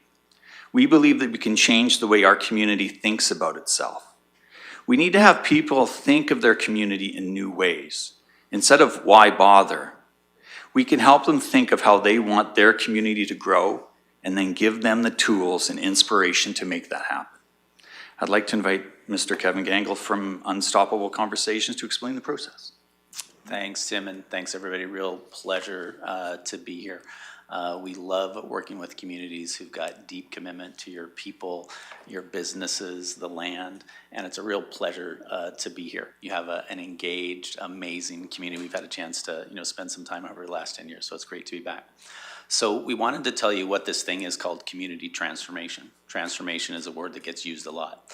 So I'm going to start with telling you what you're being asked to contribute to, because this is really a group process. So right up front, I wanted to let you know what the ask is. And we've laid it out here for you, and this is a community initiative in the sense that the Rocky Mountain Chamber of Commerce has already approved to cover not only 50% of the base cost of the program, but also all the administrative and logistics costs. We'll be talking to the council for the town of Rocky Mountain later today, and they're being asked for 25%, just like you're being asked for 25%. So if you were gonna raise a barn or revitalize a business, this is the way it works with everybody in the community getting involved. Now I'll go into the details. We wanted to give you a breakdown of what it is that's getting paid for, and then we're gonna start speaking to the value, but we wanted to let you know right up front. So there is a 2-day workshop that is gonna be open to basically any community members who wanna come. There's going to be invites that go out to key people. We want a diversity of organizations, perspectives, people coming from different walks of life. But there'll also be an open invite for anybody in the community who says they're a leader and they want to be a participant in it. And then there's going to be 8 to 12 weeks where there will be a community transformation project, at least one, maybe several, that gets formed in that first 2 days. And then we're gonna coach people to the implementation and the performance of delivering on the outcomes that the community creates. There's gonna be nothing prescribed. We're not gonna tell you to do how this other community did it, or how this other organization, if you do the 10 things that they did, you'll get what they got. Because guess what? You got different people, different situations, different needs. It's gonna be fully customized. After that, there's gonna be an expansion session on an evening or weekend where people who weren't that first 2 days are invited to come, learn about what's happening. They can get involved and roll up their sleeves from that point forward if they want. Then there's another 8 to 12 weeks where we'll go after those outcomes and create measures. They'll get reported back to all stakeholders. And then there's the logistics, the food, the venues. So what is this all about? So we would say that any human being, any team, any organization, any community, when they're trying to shift something, not just do incremental change, incremental improvement, 3%, 5%, but they want to make a dramatic, lasting difference. The first way is the world of information. It's the world of kindergarten to 12th grade or however far, everybody's gone in school. It's a world of reports. We think information is critical, but you'll notice if you're stuck in a loop, if you're having the same conversation over and over again, if you're seeing the same conflict or tension pop up, more information isn't going to help. We probably have all the information we need to know. Another study and another report would probably say the same thing as last time. So information is great, except where it breaks down. The next way people can change things is a school of hard knocks. You go out in life, you try it, you succeed, you fail, you interpret, you use your senses, you figure things out, what works, what doesn't. See, the best example for that is trying to ride a bike. When you learn to ride a bike, you didn't learn balance. You try to teach your kids how to ride a bike, they get mad at you because you give them information for something that only can be experienced and discovered. But once you discovered balance, you can literally never forget it. You can't fall off your bike from that point forward. It's not better than informational learning, but it lasts longer and it's muscle memory. The third way that things shift in life is when you have a mindset shift. You have a shift in context or your worldview. Now, all of you will have experienced in life singular moments 3 or 4 times in life where something happened and life impacted you so hard that you saw everything different and you could never see it the old way again. It might have been good news or it might have been bad news. But transformation, those singular moments where it can never go back to the way it was, is a natural human phenomenon. But we don't know how to do it at the level of group. And we don't know how to pick the time and the place so we can point it at what matters and what we want. Go ahead, please. So how does this work? I'll give you a couple examples. We worked with Lululemon off and on for a bunch of years, and then one day they called us up. They said, we got a problem. It's called Amazon. They're eating our lunch.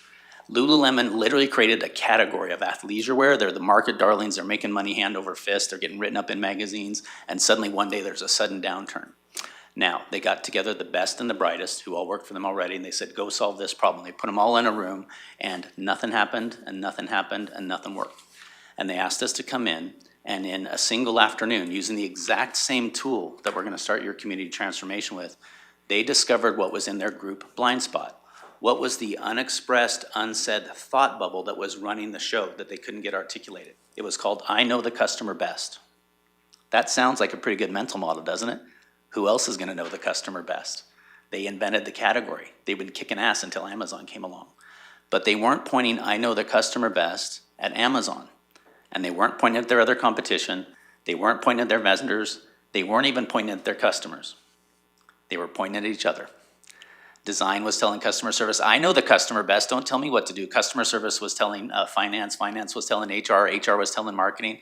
They could not innovate their way out of a paper bag. So they got that up on the table. All of the unspoken, invisible, unsaid, they got it up in front of them. It became tactical and tangible so they could do something about it. They opened up new concept stores. They created a customer experience that couldn't be replicated anywhere. Stock price shot back up, back in the magazines, good times again. We did the same process with Flamin Agriculture. It's about a $100 million ag wholesaler. And they had a culture where they had new professional management who couldn't get along with the second generation family ownership.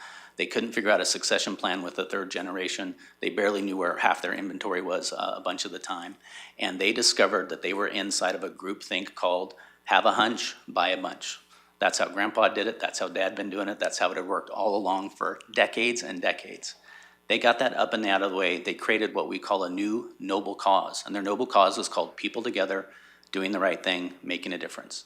That led directly to year over year, 30% growth, sharing their vision with their customers, getting new buy-in and engagement, and having an effectively seamless succession plan from the second generation to the third generation. Bashaw had a similar story. They were a community, and we'll say more about this in a minute, but I want to give you the basis of it. They had a community. The meatpacking plant had been closed a long time ago. The cheese plant had shut down. Their school was on the list to be shuttered and have the doors closed. And they brought us in to see if they could save the community. They were not starting where you start with the strengths that you have in that moment in time. And they discovered there was a group think. They did it with only 20 people coming together. You're probably gonna have more people in the room for this 2-day foundations course. They did it with 20 people. CAO, somebody from the chamber, the priest from the United Church, principal of the school, a couple of ranchers, some young folks. And those 20 people discovered what's in the water. So what was in the water in Bashaw was this thought called, I'm not gonna come to that meeting, it's not safe because my ideas will get shot down. I'm gonna stay home and I'm gonna wait for it to fail, and I'll come in and do it my way, the right way. Now, they didn't need all 874 members of their population to figure that out. They just needed a little scoop of the lake to see what's in the water because it's represented in any of the 1 human beings. That was why they have 54 different not-for-profit organizations in a town of 874 people. That's a not-for-profit for every 17 human beings, including the ones on diapers on both ends of the scale. And they were dealing with burnout and not enough leadership and not enough cash and no collaboration because the music festival people didn't talk to the horse festival people because of that thing that happened in 1984 or whatever it was. So when Bashaw got that, oh, go back a little bit. There we go. When Bashaw got that up and on the table, they got to deal with the impact of everything. The trauma, the unhealed relationships, the conversations that never got resolved, the grudges, the skeletons in the closet, the unfulfilled potential. And they got to say, having dealt with that impact directly with each other, what could this all be for? And they came up with their noble cause. It was called, We Exist for the Fulfillment of Human Potential. That is an outrageous thing for a town of 874 people to say they exist for. But the point of a noble cause is it's so big, it's bigger than any one person or one organization's concerns. It gives you direction and a North Star so you always know where you're headed and where you're going. Having done that, they healed in a single conversation a 40-year rift with a school that had been tearing the community apart silently and kind of cannibalizing everything in the background. They formed a new partnership with the Camrose School Board within weeks. They got new funding. They had 2 of their students go to school, big fancy schools in New York for funding their arts program. They raised $1 million in months with no government money. They went for and they won the Best Small Town in Alberta competition. And they created a social services and economic development program that is now being written up and studied to be rolled out potentially across Canada. They did a study and they discovered they have probably a 30-to-1 social return on investment.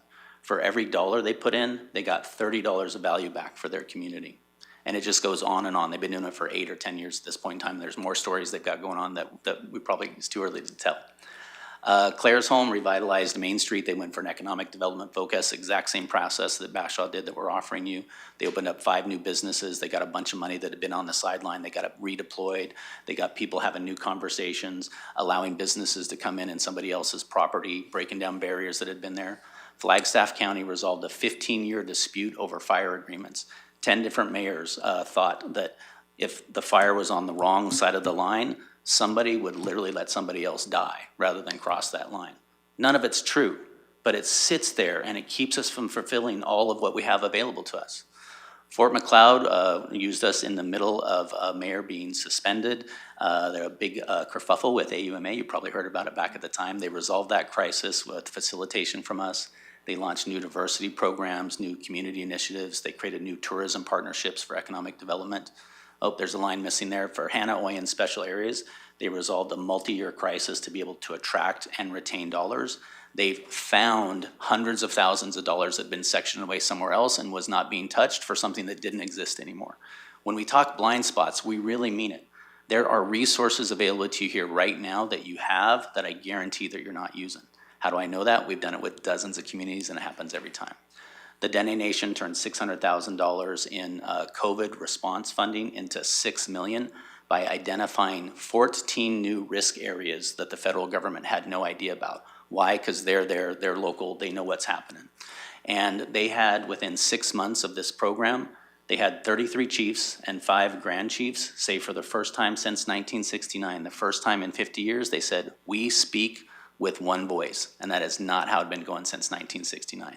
The power of people coming together with a common vision, with the ability to resolve things quickly and effectively and move off of the whatever happened in the past is almost unbelievable. So this one I'm just gonna leave up there and we're gonna throw it over to you for Q&A. And really this is a list of the very specific deliverables. You know, on day one, you're gonna get a map of community blind spots that goes deeper and be more revealing than any process you've ever done before. You're gonna have a scenario plan to choose between keeping on the current path and the status quo or charting some new path that no other community has ever done before. You're gonna have a purpose and a vision statement that will allow people to rally around it and bring energy and resources. You'll have a communication tool, and you're gonna have a bunch of community members who say, I'm gonna get that done. There's no specific time or money that's gonna be required of either the town council or the county council after this. Everybody in this room can participate in that 2 days or not, just like anybody else in the community can. At the end of the first day, you can say, I'm coming back for day 2 to roll up my sleeves, or hey, good luck to you, I'm gonna watch from the sidelines. And when the projects roll out, you can be involved in those or not. There will be no lack of energy. And then you're gonna have a model to disappear conflict. You're gonna have the ability to launch multiple projects over time. And you're gonna have a way to get those done, to measure them in reality with very specific outcomes, similar to those other communities. And then you're gonna have more peace, more freedom, more peace of mind. You're gonna have less drama, less repetitive conversations. So we wanna throw it over to you. If you've got any questions for Tim or I, we're happy to dive into as much or as little detail as you want. Thank you very much. Lots to think about there, and disclosure too. I know Councillor Law and I have attended, have had you as a facilitator in the past as part of our council. I think it was the Tri-Council back in 2020. So yes, thank you for that. Reminded me a lot of the tools that you presented then too. It was great. Any questions of council at this time? Deputy Reeve Melhoff. Thank you, Reeve. First of all, it's excellent to see so many businesses listed in the first bit there, town, county, like so many. That's wonderful to see such support behind the chamber and working together with all the business community. I'm curious how this will fan out across, or how this could fan out across the county as well. We're very large. With lots of different pockets, the Village of Caroline amalgamation potentially in January, obviously the community of Nordegg to the far west of us. How can this be fanned out across the entire region? That can become very difficult sometimes and daunting task, you know, with our size.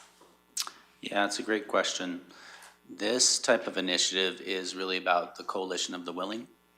Nobody gets dragged in, nobody's made to do anything. It's people who've got a vision for something and they're frustrated or they see the potential that's been unfulfilled. And it's also based on the relationships that already exist. See, everybody who wants to get something done pretty much knows the other people who want to get something done. It's not a secret who's the leaders, who's the rabble-rousers, you know, who are looking to drive change. And when I say change, I don't mean to disrupt things just for disruption's sake. It's to disrupt what needs to get disrupted so that the needs and the concerns of everybody involved can get fulfilled. So our process, once these blind spots gets revealed, there are some things that can happen with some very quick phone calls, some very straight, authentic, safe, deep conversations where people get present to what they could be doing together and they go into true collaborations. You've probably been in a lot of collaborations where everybody gets together and they do the democracy and everybody agrees and they go away and they do a whole bunch of different things. Yeah, it never happens. We break the cycle of why nothing happens. See, the sincerity and the commitment is there. So with other organizations, they've gone after a regional approach. In Flagstaff County, it's 10 different counties, it's 10 different mayors. They collaborated on what was going to cross the lines, right? In Fort McLeod, they started initially, with a crisis that they had, and they rolled that out to the community, and then they rolled out to do things with the Blood Tribe, to do a standoff with Red Crow College. They went after their relationships with Indigenous communities around them, and they expanded it to the natural kind of scope that made sense for what they wanted to get accomplished. So with Bashaw, they've now brought in the, Village of Vilna, Camrose, they've got, I think there's probably a whole bunch of different towns that Wendy could name, and they're dealing with probably 10 or 12 different communities. So people just expand it pretty naturally, and it doesn't require another initial investment. Follow-up? If you don't mind. Yes. Thank you, Reeve. So you're saying if these dates are booked, if this goes forward and these dates are booked, you're saying that most of us will know the leaders in the community or the people that should get involved. We can just send it out to them and say, come on these couple of days, and we can get them all involved in it, and including the Indigenous communities to our west, so we can bring them in, and we can just ship invites out and have as many come as possible. We'll probably cap it at, 100 people in the room, I would say. There's a size after which it slows down the speed of the conversation. One of the great things is at the end of that day one, people will have had a massive epiphany of discovered whatever that blind spot is, like Basha is. They'll have said what they really want to do and what they really want to go after. They'll have started to speculate about possible projects. And at the end of the day one, we say, if that lights you up and you want to roll up your sleeves, come back for day two. If it doesn't, you say, hey, good on you, thank you, congratulations, I'm not going to come back to day two, appreciate being in day one, and you don't need to come back. 90 to 95% of the people historically come back, and those are the ones who are ready to get the job done. No harm, no foul, but like I said, nobody gets drug into it, nobody signs up for a committee they don't want to be on. Thank you. Councillor Ratcliffe? Thank you, Reeve. Is my assumption correct that these businesses have been individually approached and support this initiative? Mr. Hovitt? We contacted through email these businesses, and we've got 89 letters of support from businesses within the town and within the county that support this initiative. That shows to me a hunger for this kind of process. I really have to congratulate the chamber for putting this together as a proposal. I think people are maybe tired of me talking about regional prosperity, but I've done some polling in the community, and there is a lot of energy, there's a lot of expertise out there that is I think just looking for some leadership and turning those people loose to reach that extra potential. To me is exciting. Thank you. Quick question in regards to the members that, our community members, because I for one, I love it when it's community driven and it's the grassroots of our residents that really drive this versus government. And we provide the opportunity for our community, but I think this is great that the community wants to drive this transformation. For that particular person that maybe want to get involved, it's not necessarily someone, it could be anywhere from a 16-year-old high school student to grandma, to somebody that's maybe moved into the area, to somebody that's been here forever too, correct? It's just, we're looking for the diversity as well in this. Maybe make a comment on what's been the types of people that have come in the past, or I know you've made the phrase that it's about the people that are doers, but maybe open up that a little bit more, that for what would help. For sure, it's everything you said is accurate. So in Bashaw, it's kind of in 3/4 into day one, where people have kind of like said the truth and spoken the thing that everybody kind of knows and hasn't quite gotten articulated.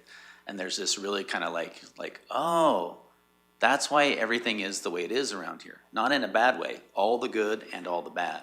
See, whatever mental model any group or organization or community has, the mental model is literally a perfect fit for the results that you're getting. And the results you got, like any community, is a mixed bag. Some of them you like, some of them you don't. So in Bashaw, it was actually as a 16 or 18-year-old who was the one we were kind of like, hey, what's the thing? How do you name it, right? And they're like, you know what? It's not safe. And everybody went, oh, It's one of those moments where the truth gets spoken and everybody looks around, they're like, yep. And that was like the hinge point. So at some point in the process, it's a very tangible, real, visceral process. It's not we don't diagnose anybody. The only thing that gets dealt with is the language, concerns, needs of the people in the room. And from that kind of coalescing moment, that started it for what got created. Now, the people in the room ranged from 65 to, 18, I would say. And then the diversity is critical, because if you get everybody together who's, from the same part of town and has the same background and was raised in the same place and went to the exact same school and had the same experiences, you're gonna get a pretty, limited vision.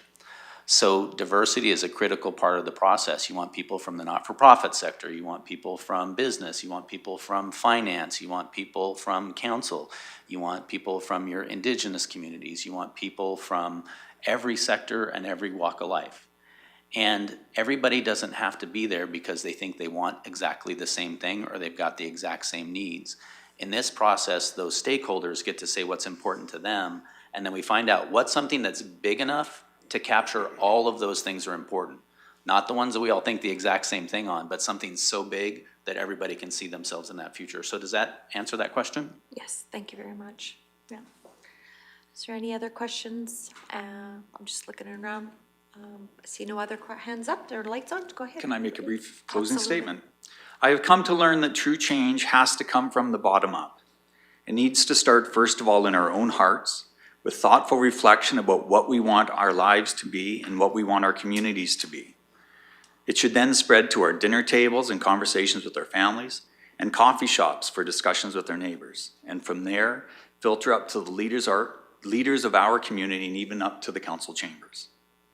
This is what we wish to initiate. We want this community action to be the first of many steps of positive change as our people, our businesses, our community organizations start to see our community and our world in a new way. And where will it end? How far will this go? That depends on the people of Rocky Mountain House in Clearwater County. There is no roadmap for this. There are no easy, simple solutions anymore. If there were, the issues that face our community would have been solved many, many years ago. Some people have said that this may be risky to do. The community effort may not get the results we want. The real risk, though, is not to try. The real risk to our community is to do nothing. And as mentioned earlier, we have 89 letters of support from our members in the chamber who want to see this initiative move forward. So on behalf of the chamber, our many business members and the community organizations within Rocky Mountain House in Clearwater County, I really thank the council for considering our request. Thank you.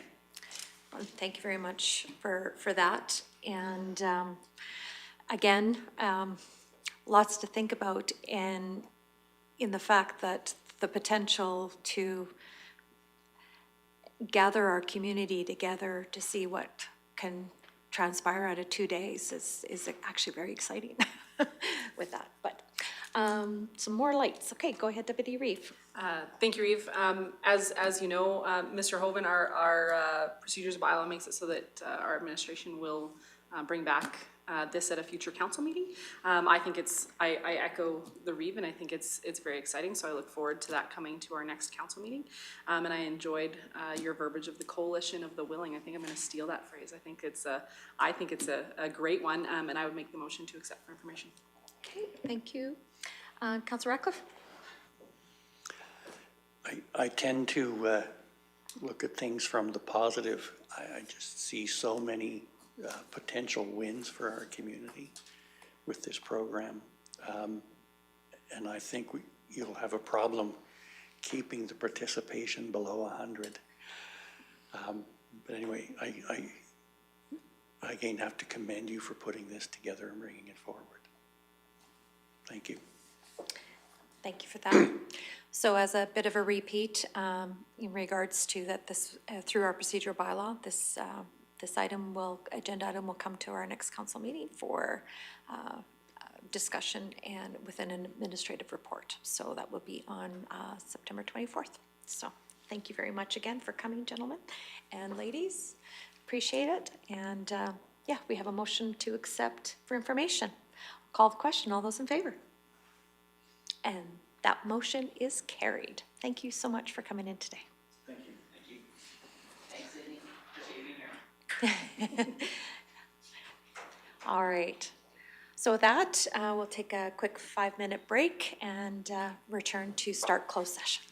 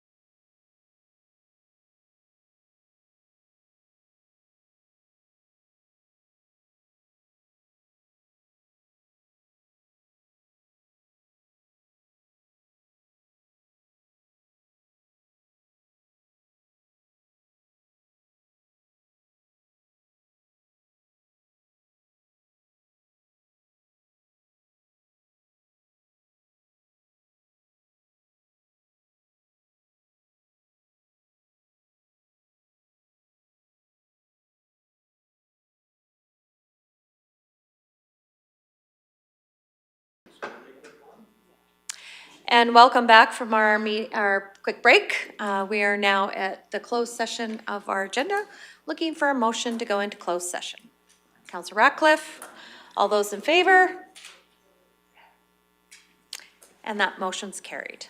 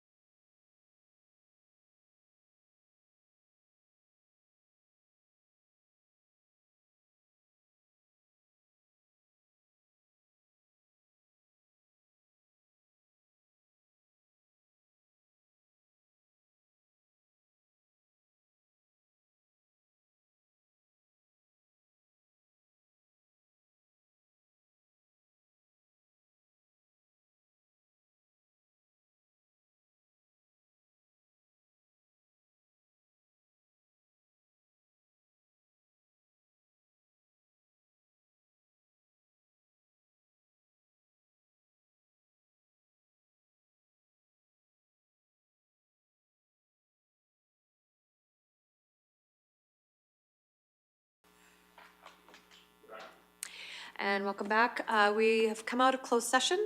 We're going to take our lunch break for half an hour and then come back and go back to closed session before our delegation arrives at 1 o'clock. Thank you.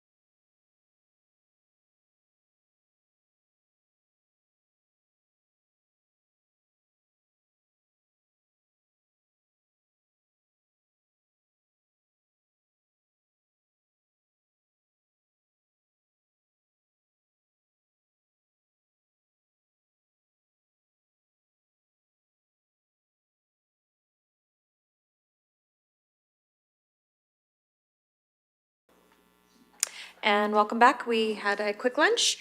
We're going to go back into closed session before our 1 o'clock delegation, and we're going to deal with 12.2. So motion to go into closed session.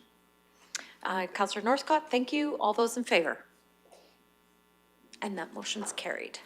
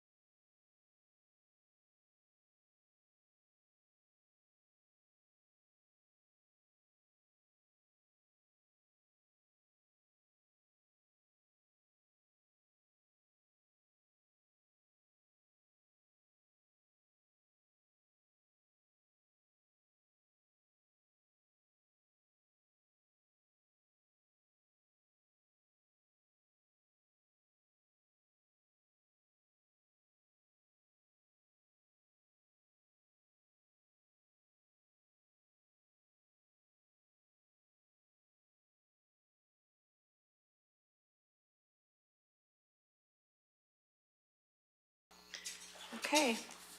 Okay. So we are back, and we have a 1 o'clock delegation. I'm just going to ask CEO Emmons if he could get the delegation to please join us, and we will have them come and present the Nordegg FireSmart plan for 2024. So welcome.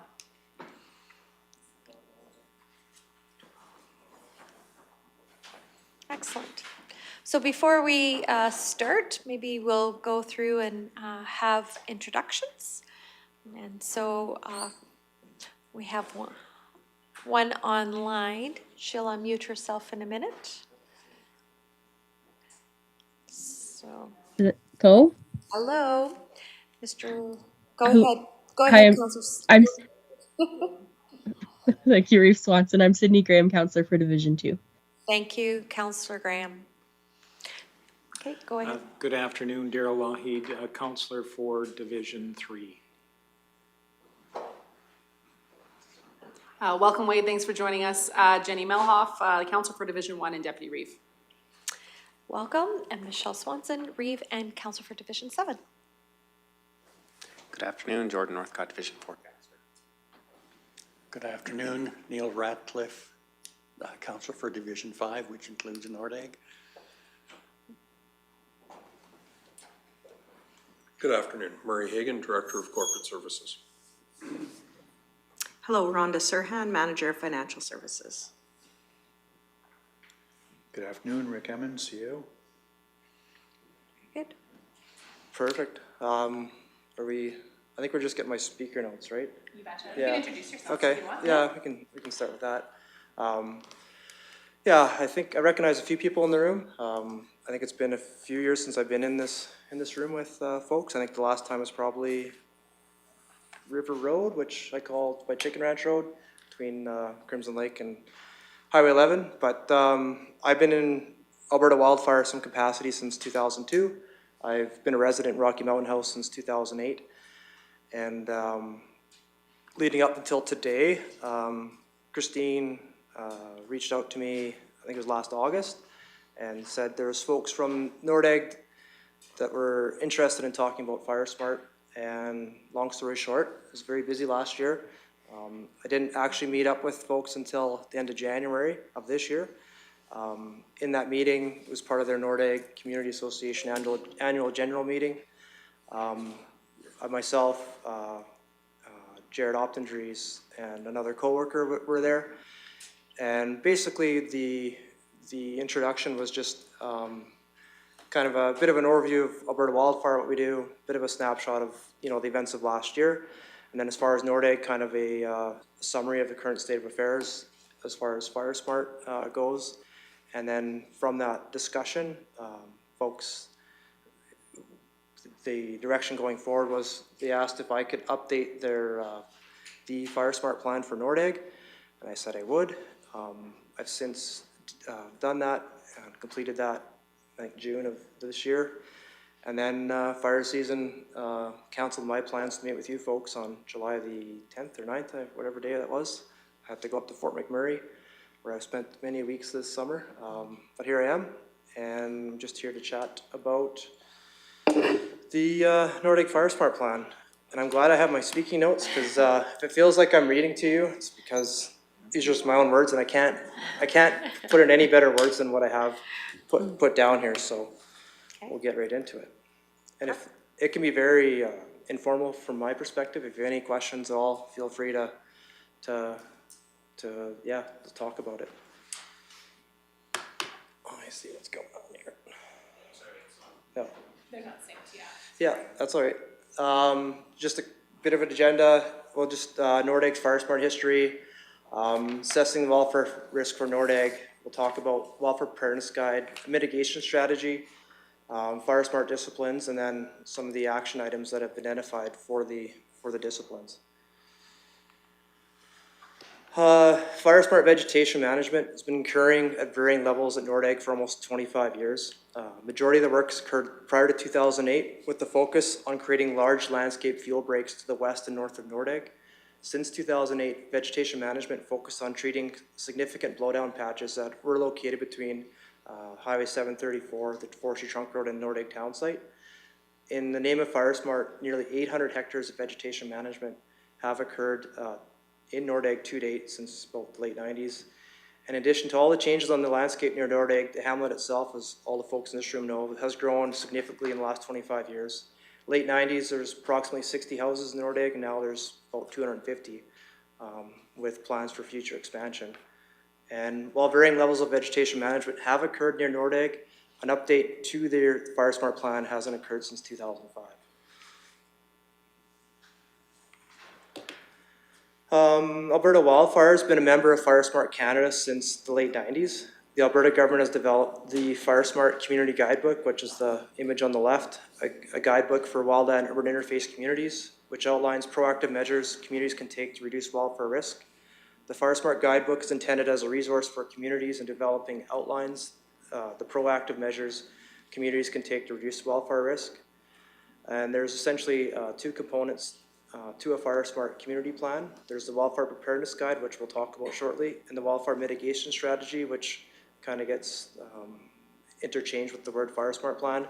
And that mitigation strategy is a strategy that I just talked about that outlines the FireSmart activities that, when implemented, will reduce the work and impact of a wildfire.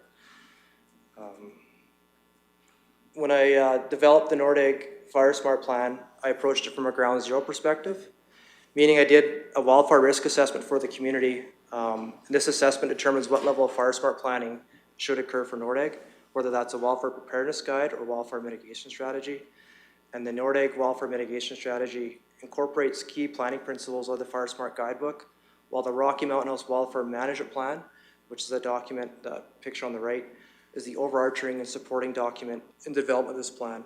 The Rocky Mountain House Wildfire Management Plan was developed in 2018 in direct response from at that time, the recent Alberta wildfire events, which included Slave Lake, Fort McMurray fires of 2011, 2016. Since that time, every forest area in the province, shouldn't quote me on that, pretty sure every forest area in the province has a wildfire management plan in place. And it's a plan that just looks at the forest area in general and prioritizes where those areas of work should happen. And Nordegg is one of those. I think there were 7 priorities for the Rocky Forest area. Nordegg's definitely one of them. Sunchild, Ochisa are one of them. The list kind of goes on. The goal of the Rocky Wildfire Management Plan was to develop a plan that would guide response, mitigation, preparedness, and recovery strategies in response to wildfire risk across the Rocky Mountain House Mountain Forest area. And the development of the Nordegg Wildfire Mitigation Strategy aligns with the strategy's recommendations from the Wildfire Management Plan. So as an example, the fires that we had just recently in August, Fire 64, which is southwest down by the North Ram River, Fire 62 and 63. 62 was directly north of Crescent Falls, and 63 was next range over to the west, south of Brazel River. The direction, how we responded to that, a lot of that information come directly from the Rocky Mountain House Wildfire Management Plan.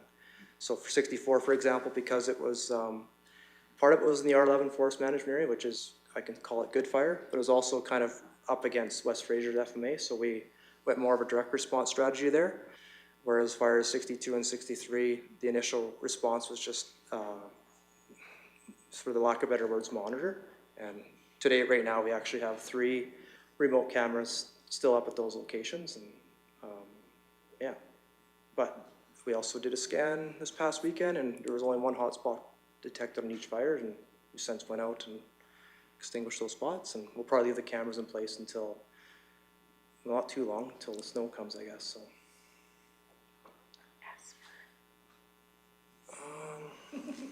I already said it earlier. So. I know. Good. So objectives of updating the Nordegg FireSmart plan is to update the Nordegg Wildfire Mitigation Strategy. Again, last official update was 2005. Evaluate the work that's been completed to date and determine if any mitigations need to occur to ensure its effectiveness.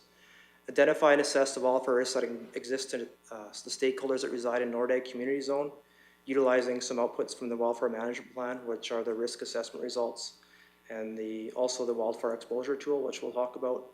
Engage with stakeholders to communicate the wildfire-related risk, and prioritize areas based on identified wildfire risk, and collaborate with all major stakeholders in Nordegg. So it's not obviously just the folks that live in Nordegg, but there's usually always, there's more than one group of people that need to be involved or communicated with.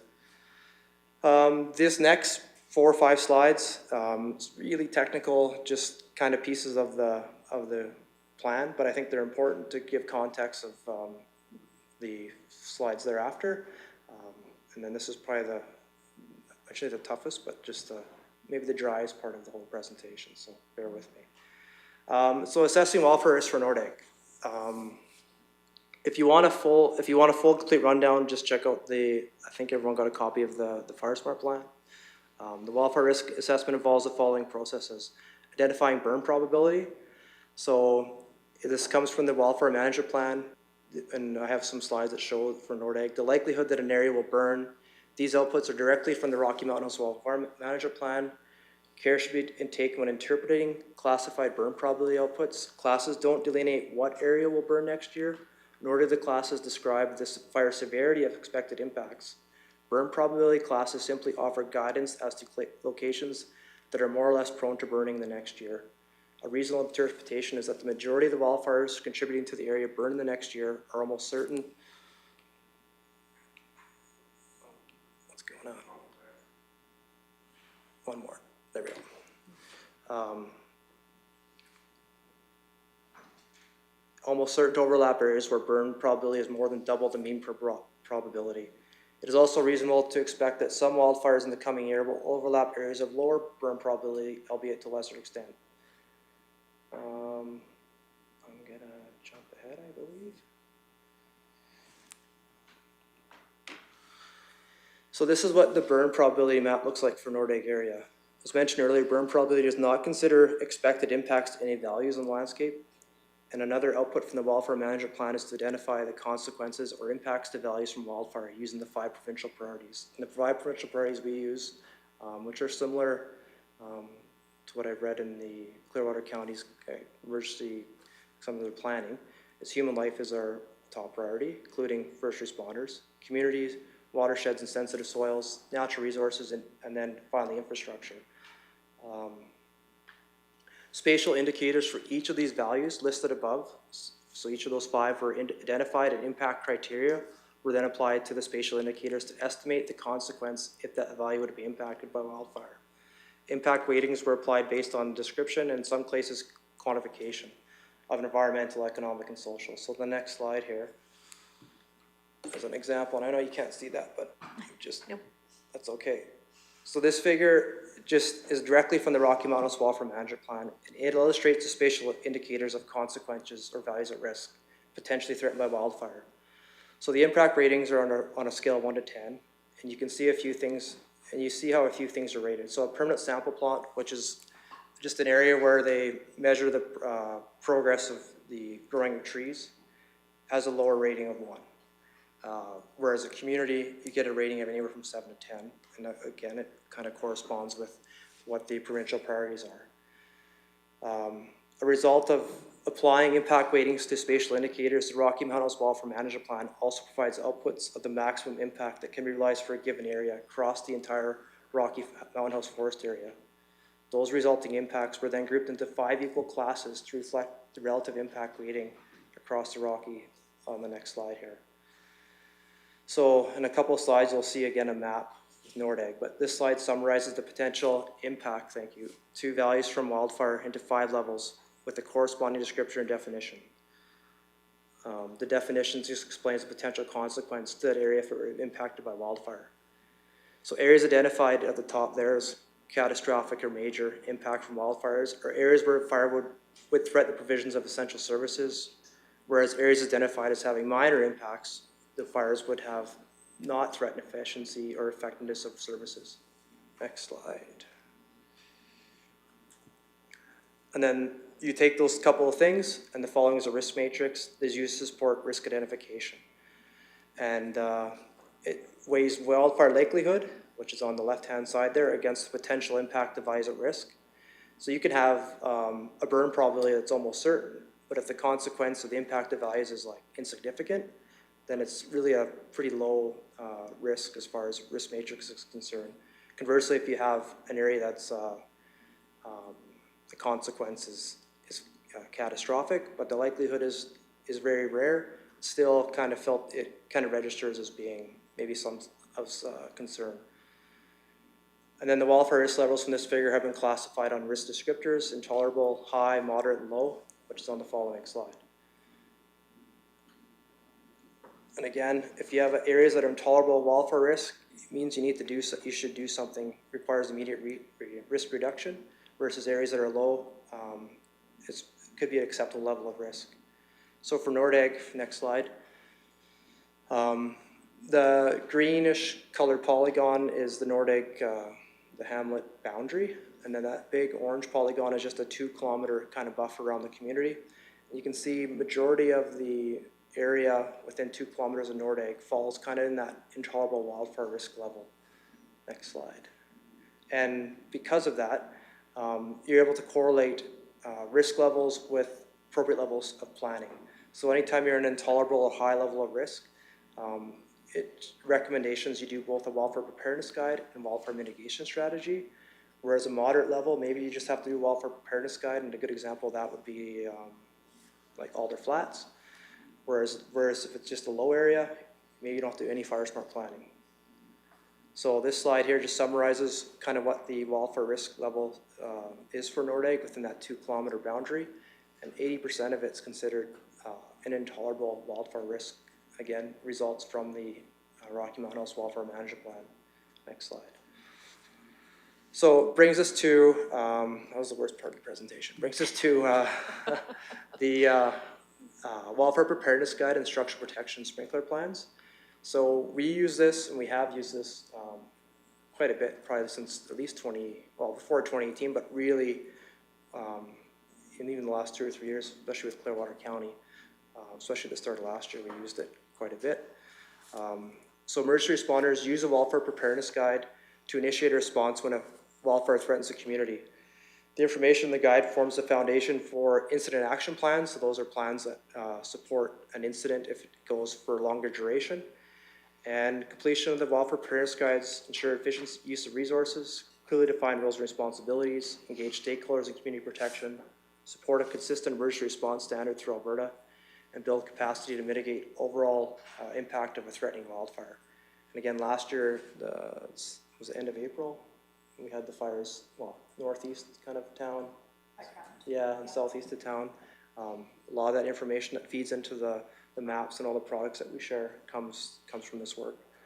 A wildfire preparedness guide has been developed for Nordegg, and they do get updated annually. And for as long as I've been in Rocky, since 2008, there's always been a wildfire preparedness guide for Nordegg. And since 2018, however, we've gotten more into the habit just because we've gone to a new provincial standard, which I was part of developing that standard. So it was an excuse to get all of our Rocky communities kind of in the queue, so to speak. And then the Rocky Wildfire Wildland Urban Interface Crew, which is the crew that's jointly funded by Alberta Wildfire and AEMA. We have 2 in the province, one's in Rocky, one's in High Level.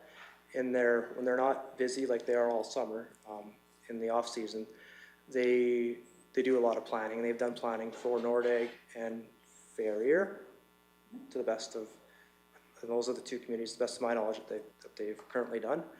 And yeah, and they should be an attachment on the plan. Next slide. So this is it. It used to be a 20 to 30 page document. However, since 2020, this has become the new provincial standard. It basically still encapsulates all that information, and it's meant to be used electronically. So it's a georeferenced PDF map, and it has an inserted operational document on the side, which includes emergency contacts, communications plan, evacuation protocols, and a roll-up of critical and dangerous goods.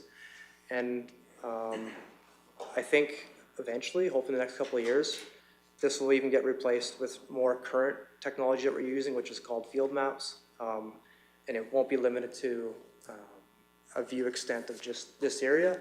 Field maps that we use now, it's like Google Maps. You're wherever you are, you're viewing that, and we just provide the information that feeds into it. So, next slide. Again, a wildfire mitigation strategy has been developed for Nordegg because of the intolerable wildfire risk that exists in the community. The purpose of the strategy is outline what strategies should be implemented for each of the FireSmart disciplines to reduce the potential impact of wildfire to have on community. So if you have strategies that are to reduce impacts to values at risk, then focus on the following FireSmart disciplines: development, legislation, veg management. If you want to improve wildfire response, you focus on the FireSmart disciplines such as increased interagency cooperations, cross-training, emergency planning. And if your objective is to increase public buy-in and uptake of the FireSmart program, then focus on education. So my intent on the next bunch of slides is we're just going to dive in. It's not so much dive into a lot of detail, but rather just provide an overview of parts of the mitigation strategy. And these ones will go by pretty quick. So you've already seen some of these, but this is when I talk about planning area for Nordegg, this is it. Again, that green teal line is the Nordegg boundary, and that orange line is really the area of focus. I shouldn't say focus, anything inside there we're focusing on, including the hamlet itself. Next slide.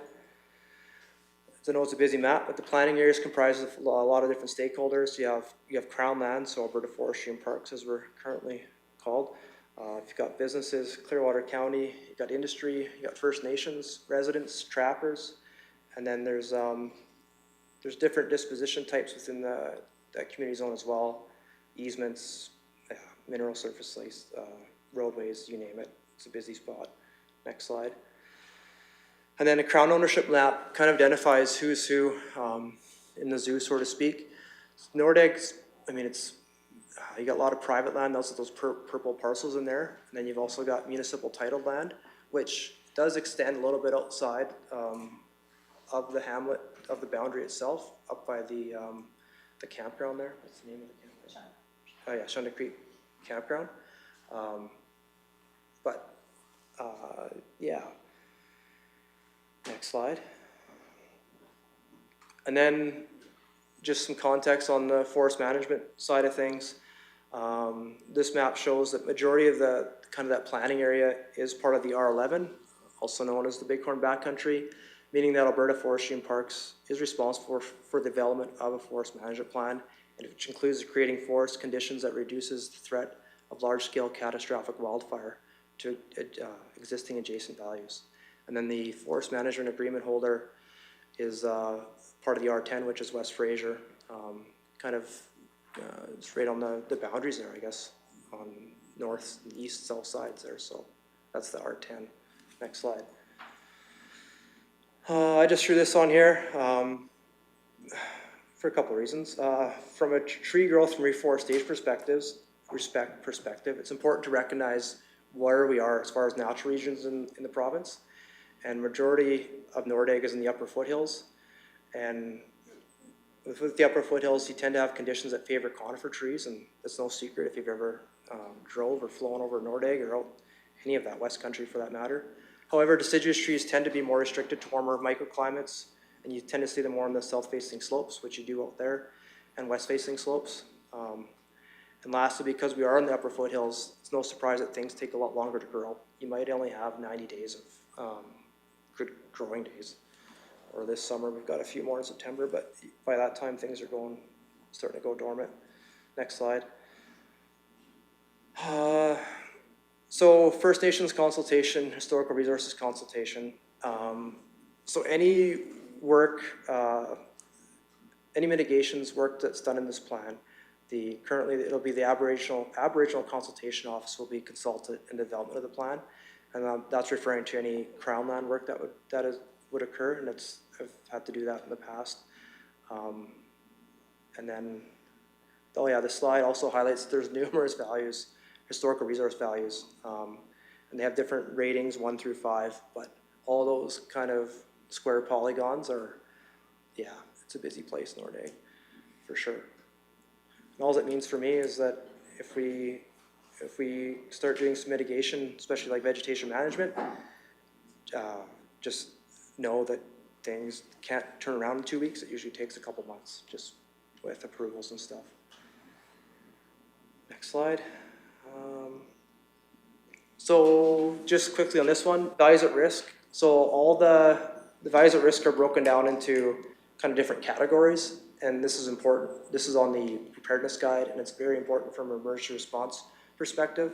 I was in Fort McMurray earlier in May and in July, and when I was back up in July, they have a values at risk map, and it's not categorized. It just has standard symbology. And I go, what's this thing?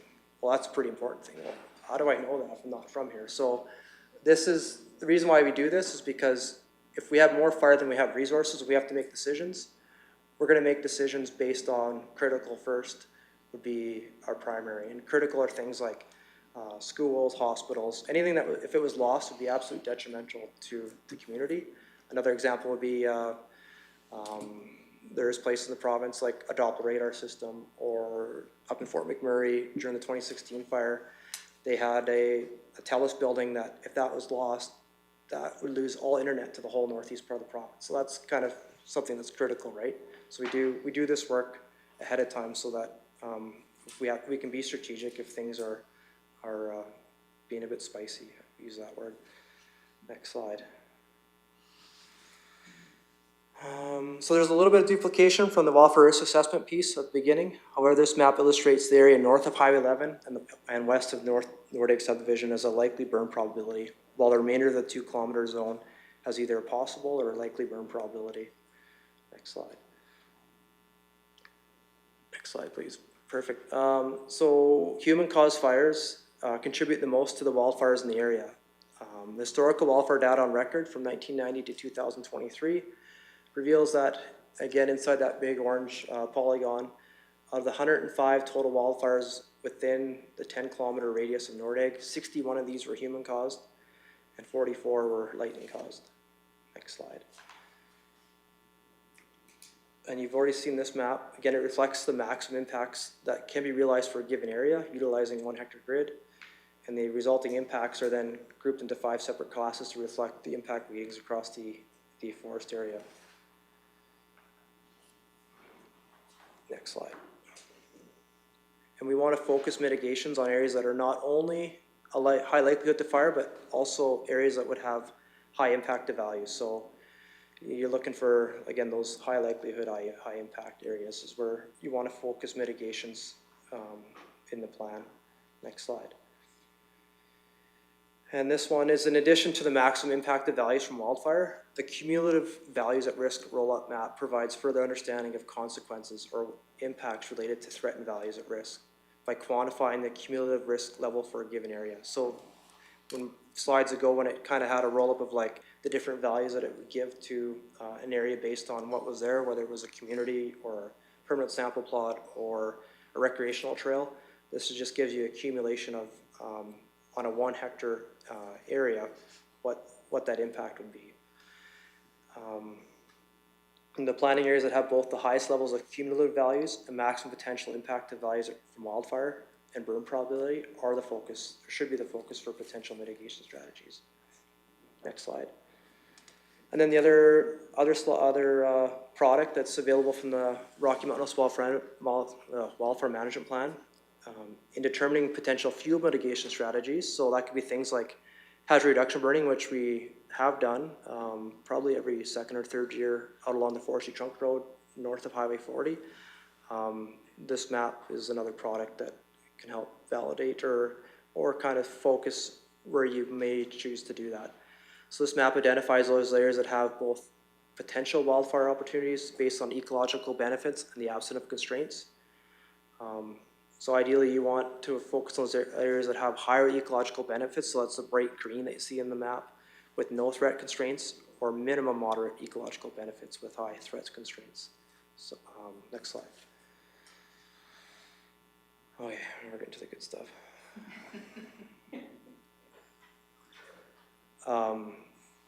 So this map is what we refer to as Canadian Forest Fire Behavior Prediction System map. So it just takes the different tree types that are out there, your spruce, pine, aspen, poplar, black spruce, and and generalizes them into 16 different fuel types. And to generalize the planning area, the FireSmart blocks that are north of Highway 11 along the trunk road, so the stuff that was like harvested 20 years ago are still predominantly grass, while the blocks to the south of the Highway 11 along the Forestry Trunk Road are fairly well established with aspen regeneration, most of the blocks. And then the areas adjacent to Nordegg in the southeast, predominantly spruce. And then on a north-facing aspect, while areas to the northeast of Nordegg are spruce, pine, and mixed wood combination. Next slide. In this diagram we use the terminology in fire world, head fire intensity, and utilizing the Canadian Forest Fire Behavior Prediction System allows us to kind of contextualize those areas in terms of predicted fire behavior. So in the field, lots of times we'll use, we're getting updates from resources. It's like, yeah, it's a intensity class 5/6 fire. Really what that means to emergency responders, it's like, that's probably beyond resources. And the only thing you're able to probably do in that situation is get ahead of the fire, make sure all your values are accounted for and get people out of the way. And when we're doing FireSmart treatments, what we're trying to do is take the bottom 3 slides, those 4, 5, and 6, and move it up to the 1, 2, 3. So understand that FireSmart isn't eliminating fire, but it's reducing its intensity so it's more manageable for fire suppression resources. Next slide. The other one that we have to look at in kind of figuring out strategies and mitigations is understanding wind. And wind has arguably the biggest impact on wildfire behavior and is one of the most unpredictable factors, or it can be. Understanding the general wind patterns for the planning area is critical in just identifying fuel mitigation strategies where they should occur on the landscape. So I used weather data from the NX Nordegg weather station to determine prevailing wind speed and direction, and it is the closest weather station to the planning area. Next slide. So the prevailing wind direction from 2006 up to 2020, because that station is no longer operational, is typically either from the southwest or westerly, which is about 80% of the time. The most other notable wind direction is the east, with easterly winds combining, I have here, over 35% overall wind direction. And the winds at Nordegg are indicative of strong kind of topographical influences, and generally it's kind of that westerly, we'll say westerly kind of influence. Next slide. And then you can also look at past historical wildfire perimeters. So this goes back to 1931 till 2023. And just the general shape of the fires, and they're the kind of gray with red line around them. It's kind of that southwest to northeast kind of orientation. And the one just outside, I think just north of Gonaker Creek there on the very middle west side of the map, that is, I think, Black Mountain Fire from 2 years ago.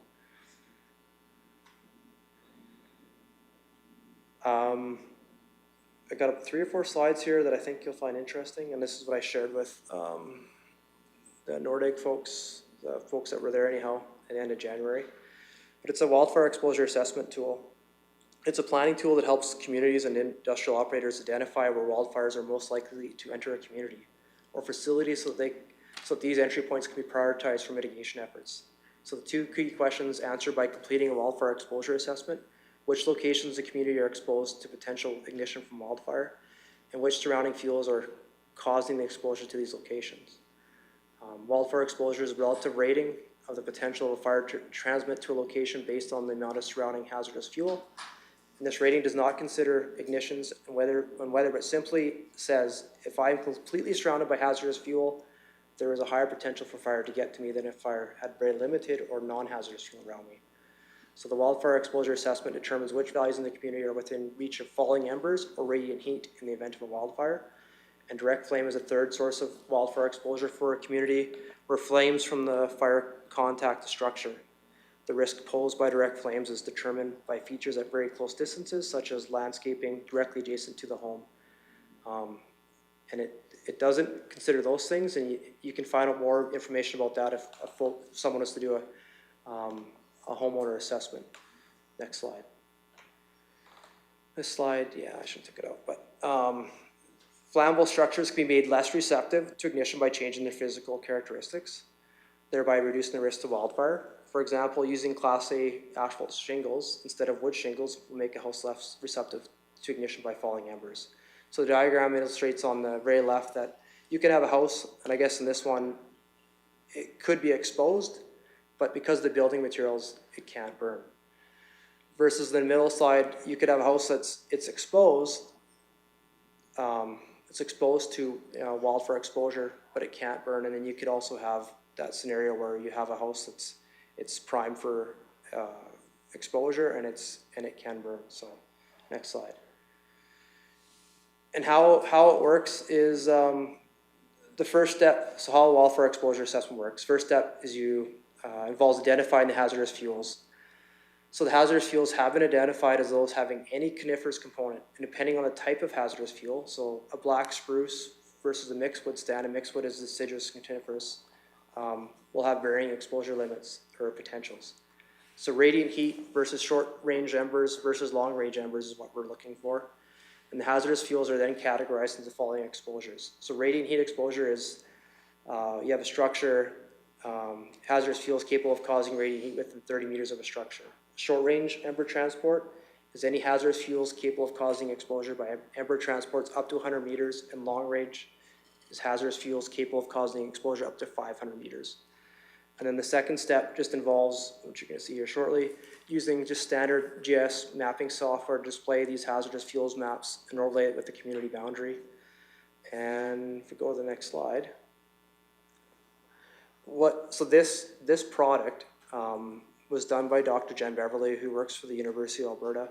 Nordegg was one of 5 communities in the province that was used in her study, and her study occurred, I think, a couple of years ago. And I was talking with her last fall, definitely last fall, in the spring, and she let me, she thought it'd be awesome for me to share this, and this is what it's intended for, folks like yourselves and for communities. And yeah, that's where this information is coming from. So part of the work that they did is they refined the forest fuel type map for Nordegg, and they actually used the drone. And typically we look at fuels or trees on a 100 meter by 100 meter kind of perspective. They broke it down to a 10 meter by 10 meter resolution, just to get a lot more detail for outputs for the wildfire exposure. And that's what this is showing. And the dark green is more of your conifer, and the brownish colors, which is not a lot of, is more deciduous, and then that kind of orangey, yellowish is kind of mixed wood with varying levels of conifer in between. Next slide. I know it's really hard to see, but in the plan you can zoom in and see it easier. But this slide just shows that a 30 meter exposure class. So, and it has it broken down to low, moderate, high, and extreme. And to summarize this map for you, majority of the properties at a 30 meter exposure level are kind of at an extreme rating, especially the North Nordegg subdivision. And then the following 2 slides. Next slide. I know it's hard to see, but as you get further out, there's no shortage of conifer. Things just get more and more exposed to short and long range ember transport. Next slide. Next slide. We're in the home stretch here. So through all this, it should be painting a picture. And I think it's a picture that most people in this room are really familiar with. And that anytime you have a community that's situated in amongst a lot of conifer, you've got a recipe for potential problems. So part of a wildfire mitigation strategy or a FireSmart plan is you look at each one of these FireSmart disciplines in order to thoroughly address the risk that occurs to your community. And those disciplines, I'm not going to read them to you, they're listed there, but it's important to note that the implementation for many of the FireSmart disciplines falls outside the mandate of Alberta Wildfire. And while Alberta Wildfire provides leadership in the FireSmart arena, we do not have final authority in all FireSmart disciplines. So this lack of authority means that collaboration amongst stakeholders on the implementation of some of the recommendations is imperative to successfully completing all wildfire mitigation strategies. and the application of best practices across all 7 FireSmart disciplines is imperative to managing the wildfire risk in Nordegg. So the intent of the remaining slides of this presentation is to provide a snapshot of the current state of affairs for each FireSmart discipline and any action has to be implemented. Next slide. This is probably the toughest slide of all. Nordegg stakeholders must have a common vision to meet the goals and objectives of the mitigation strategy. So the goal of the wildfire mitigation strategy is to provide a guide for the Nordegg stakeholder group to implement FireSmart initiatives while retaining and or enhancing the integrity of the forest environment. To that end, strategies developed to protect the community from wildfire must be presented to stakeholders so they can understand and support the programs and projects identified in the plan. And when I met with so Nordegg Community Association has what they call the Nordegg Fire Committee, and this plan was circulated with, I guess, that committee 2 or 3 weeks ago. Yeah, the first time it was coming to council, so met with them again last Wednesday, and all those folks that were there, was probably 6 or 7 people there. They'd all read the plan, and I think it was an easy read, probably easier than me lip reading this to everyone. But they thought it was an easy read, and it was very understandable, and we just hopped right into the questions and some of the things that they had. But so I was kind of happy with that. Activities to improve wildfire preparedness are part of a larger process of taking responsibility for choosing to live and work in the area. And the process must involve the incorporation of these 7 FireSmart disciplines. Next slide. Actually, you can go back to one for me.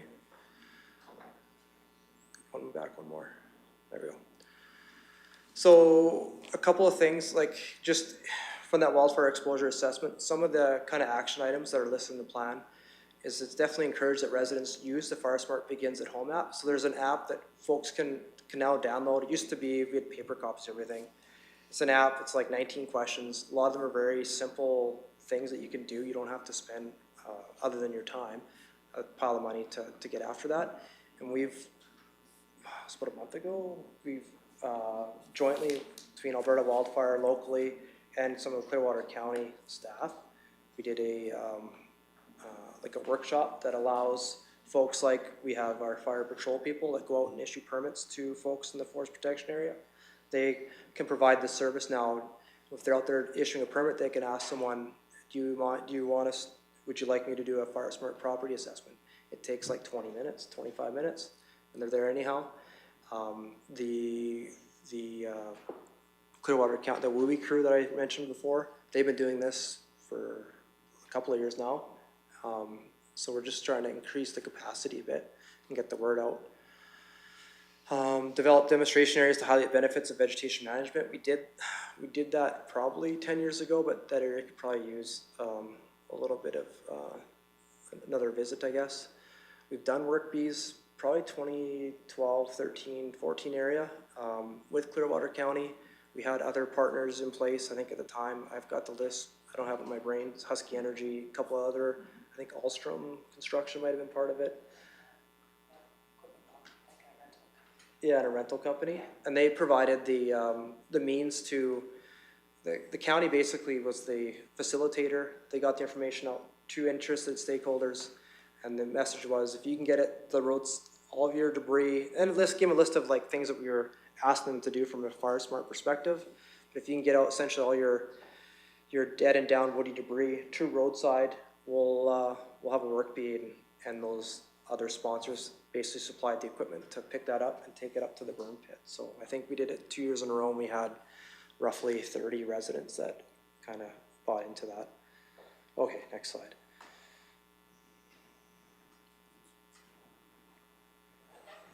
I guess I gotta move my slide too. There we go. So the emergency planning FireSmart discipline, this is one that I think we're actually doing fairly well. And there's a variety of items that are currently in place, which include Clearwater County has an emergency management plan. And in that emergency management plan, it's for large-scale disasters that include mitigation, responding, and recovery strategies. We have wildfire preparedness guides and structure protection plans, which I've already talked about. There's also mutual aid agreements in place. The county has mutual aid agreements in place with adjacent counties. And my understanding is probably to get utilized throughout, throughout the year. And we also have Alberta wildfire mutual aid agreements with Clearwater County as well as 18 other counties from here right out to the Saskatchewan border. And I'd say Clearwater County is probably our biggest player as far as the one we seem to be at the table with more often than not on mutual aid responses. And it goes both ways. There's, especially in the shoulder seasons, Alberta wildfire, we reach out to the county to help with support as well. So it's a good partnership. Next slide. And then, did I miss a slide? Next one. Yeah, you got it. Okay, perfect. It's just keep me on my toes. Cross-training, FireSmart discipline. So yeah, wildfires don't respect jurisdictional boundaries. They all the time move from forest land into neighborhoods.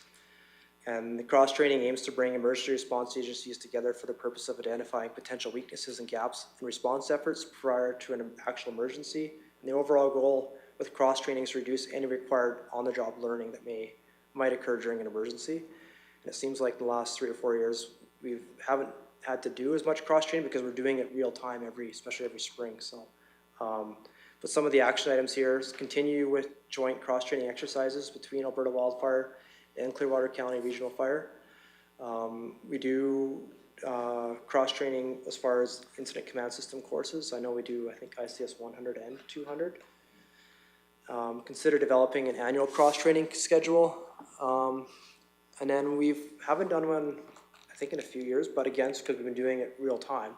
But we have done, since I've been here in 2008, at least 3 times I can think of, mock kind of training exercises. But it seems like since 2018, the real thing has replaced the need for that training. So That's not a good thing. no. Next slide. Interagency cooperation, FireSmart discipline. Yeah, all Nordegg stakeholders have a critical role to play in ensuring that the mitigation strategies are implemented, getting full buy-in. Other recommended strategies from stakeholders is often not a common occurrence. And if this arises, it's important to understand what the concerns are and then look at alternate solutions. And that's kind of half my day job. Not that there's usually a lot. You just never, in resource management, it's almost impossible to 100% satisfy everybody. But part of that is just kind of squashing what misconceptions are or what people's preconceptions are. I think when you say the word FireSmart to some people in Nordegg, their mind instantly goes to like the trunk road and stuff that was done in the early 2000s. Or if you mention the word heavy equipment, people, that's where their brain goes. But I've got lots of examples in Clearwater County, Crimson Lake, Horberg, even Sunshine Lochies First Nation, where you can go look at stuff 2-3 years after it's been completed and you'll be hard pressed to know what's been done with heavy equipment, what's been done by hand. So it is possible to make things safer from a fire perspective, but yet maintain aesthetics. And that's probably the #1 concern that every single person has, is what is it gonna look like? Okay, next slide. Development. This is one that Clearwater County, I think, in my opinion, been a pretty good leader in this regard since even the late 90s, early 2000s. Yeah,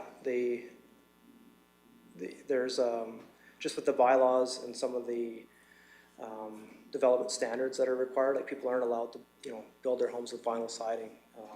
There's those kind of measures in place, which is a good thing. So I'm not going to spend a lot of time on this discipline. We'll hop to the next one.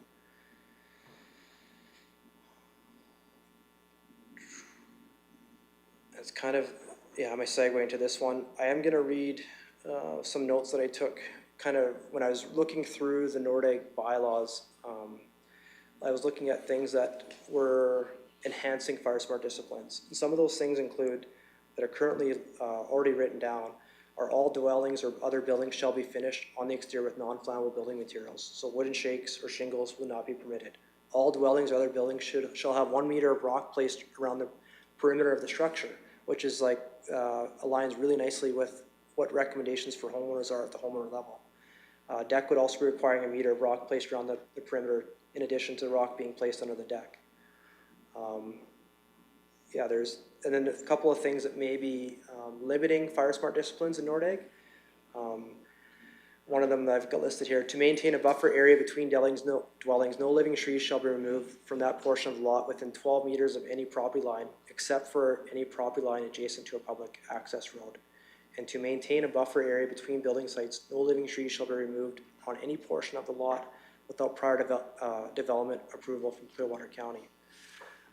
So one of the recommendations, and I know Christine's something that definitely working through, is consider making amendments to existing Nordegg districts within land use bylaw provisions to include the removal of live trees at the discretion of the development officer. Yeah, I'm not saying, and when you look at Nordegg, when you look at, you know, from a FireSmart perspective, what a lot of the issues are, it's not the live trees, it's, you just drive around, there's a lot of standing dead and down, and there's a lot of, but the one part where this would come into play is, the other thing we try to mitigate, or you'd like to mitigate, is you have what I call ladder fuel. So if you have a spruce tree and you have branches that extend right from the top of the tree right to the surface of the forest floor, fire can easily ladder transition from the surface to the tops of the trees. And again, we're trying to take it from that, if you think back to that slide, that head fire intensity 4, 5, and 6, down to that 1, 2, 3. You want to keep it out of the crowns of the trees, because that's where you introduce like spotting and where things get more difficult. If you can keep it on the surface, life is a whole lot simpler. Next slide. And that's this slide kind of tells you. And then from vegetation management perspective, I'm just going to summarize what I've written here. Really, there's two strategies. One is you look at doing stuff at the landscape level, and a lot of that stuff's already kind of happened and has occurred in and around Nordegg.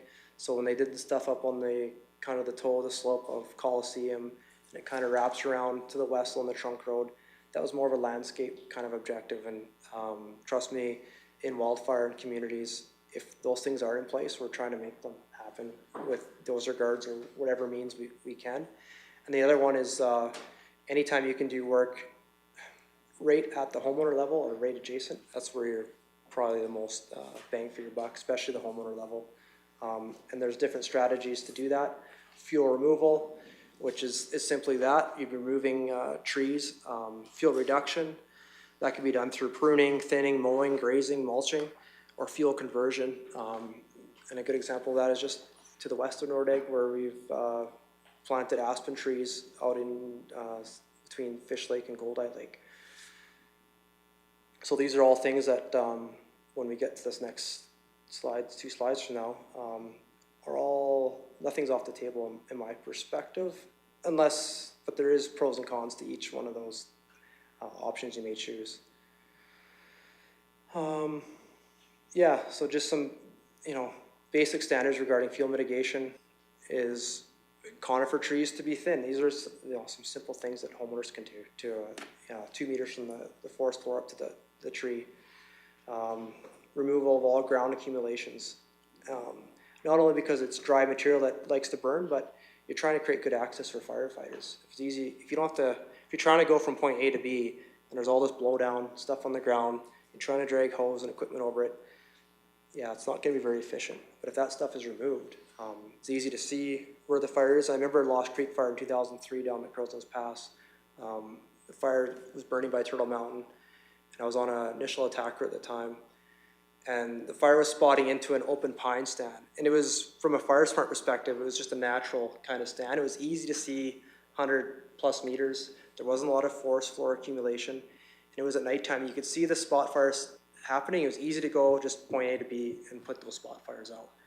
Now, if you've got a whole bunch of debris on the ground, it's just going to aid in the fire intensity, and it's potentially going to put it up the tops of the trees when that didn't happen.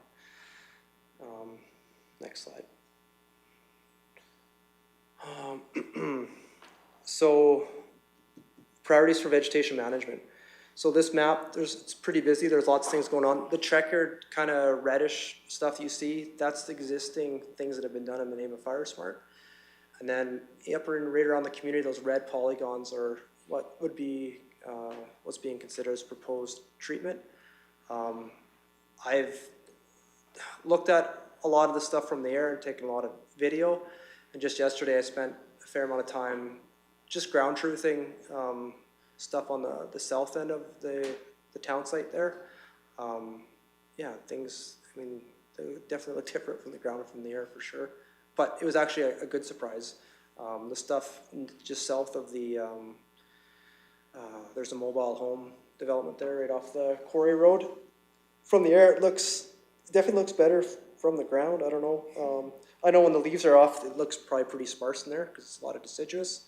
But from a fire perspective, it wasn't as much blowdown as I thought on the ground, and I don't know if the juice is worth the squeeze in there per se. But anyhow, that's kind of the stuff that's being proposed, and you can see the common theme is it's really trying to get up close to where where majority of the values are. And what I haven't done is I haven't drawn up a detailed description of what should happen in every single of those polygons. My plan is to just do that as the funding becomes available. And on a side note, of the there's 196 hectares of proposed veg management in this map of new veg management. Of that, 37 hectares is on Crown land and 158 hectares is on county land. And that isn't, when I drew those kind of proposed, I wasn't even thinking about that, I was just doing it where it makes the most sense from a fire perspective. But that just has implications on funding especially, so. But I have, since Wednesday, because someone asked me, Nordegg, about funding. And I forgot that the stuff up by the campground there is actually county land, like it's outside the hamlet, which kind of, shouldn't say sucks, but I was hoping it was Crown land. But I've since asked for funding to do all the Crown land stuff. And after this meeting today, Clearwater County, John Lidus is going to put in an application through FRIA, which is the Forest Resource Improvement Association of Alberta, you can put in for $200,000 to start doing some of this work. And in the bottom of the slide, I've prioritized the areas that I think should happen in priority. And when we met on Wednesday with some of the Nordegg folks, there was, I think the majority of people in the room, they seemed to be okay with it. But it was quick to figure out where some people live too. So, yeah. Next slide. And then not the last part, but the other piece of that is the maintenance piece. And that's why I was out there yesterday looking at some of the stuff that's been done to date. And again, just reevaluating its effectiveness. And then in the plan, I've identified that by November of this year, I'll basically have a list of what the priorities are for anything that's outstanding existing. And I'll have it probably long before then.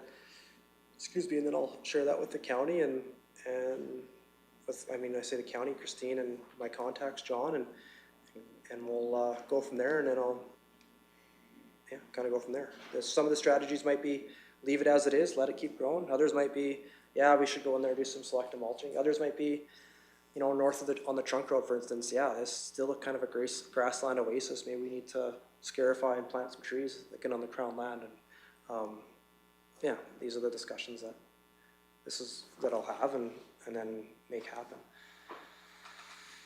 We're almost at the end. I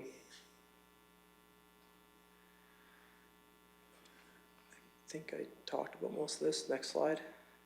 These last few slides, just to give you some perspective of what, the folks on the county side, emergency responders and folks like myself that are doing emergency response deal with. So this was from last year. This was this is well east of Drayton Valley, but I just give you an example. So this is my first perspective. You're flying in. It's in springtime. Obviously, things are nice and brown.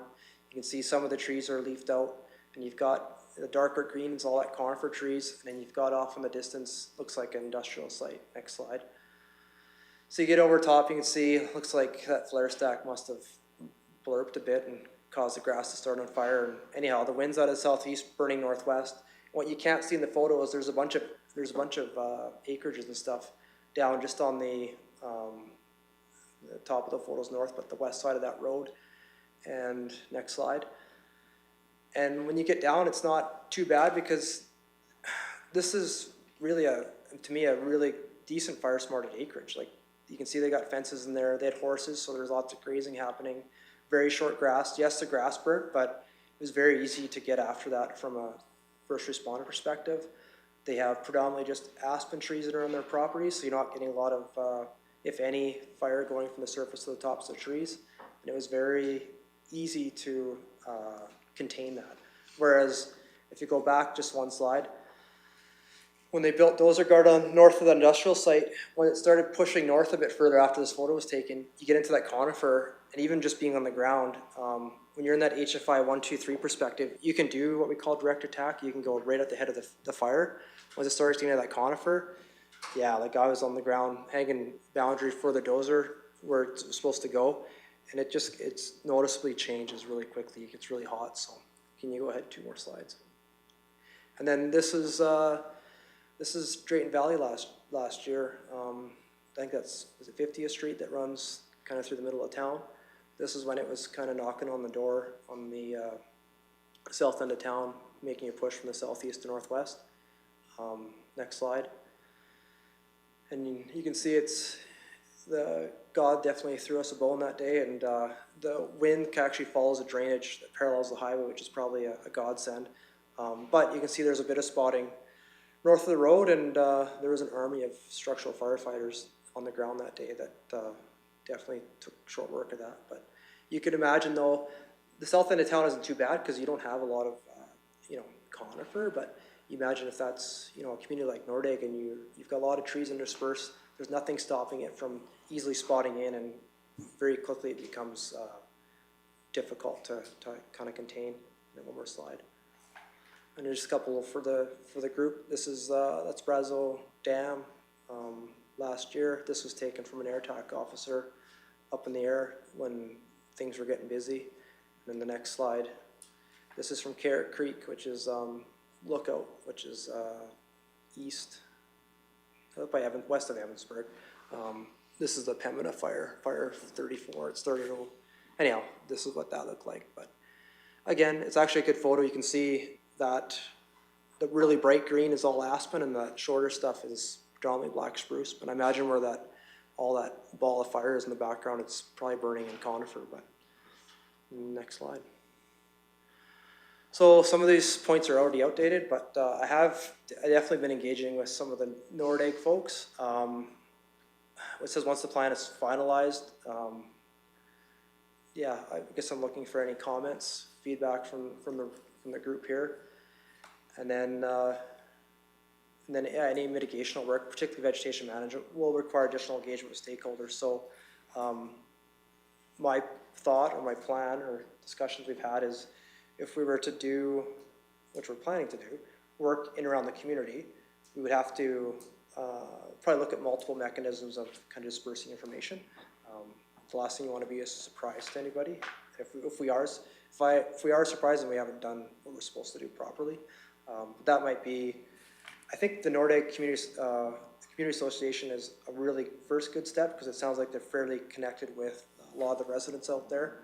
But I think I would probably take a few other steps, which like we did Farrier, or especially Farrier, if you're doing something larger, just go into the post office and be like, I want to know every address in this mailing, and then send out a bit of information that way as well. So, oh, thank you. Yeah. And I don't know if you guys know Bill McDonald, but he passed away last year of cancer. But this is I like this picture. Bill's on the left-hand side there. He's a long time with forestry, and in his semi-retirement years, he worked as a patrolman, plus he worked with our ignition specialist as a mix master. But yeah, he's explaining something to the crew. But anyhow. Very good.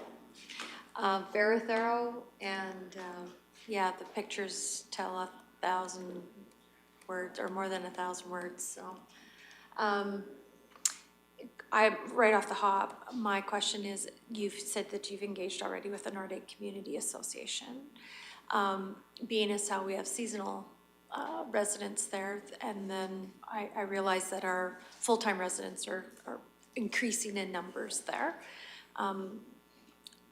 Do they feel like they're gonna have this spearhead their community group? Are they willing to do this, or is this gonna be spearheaded by regional fire?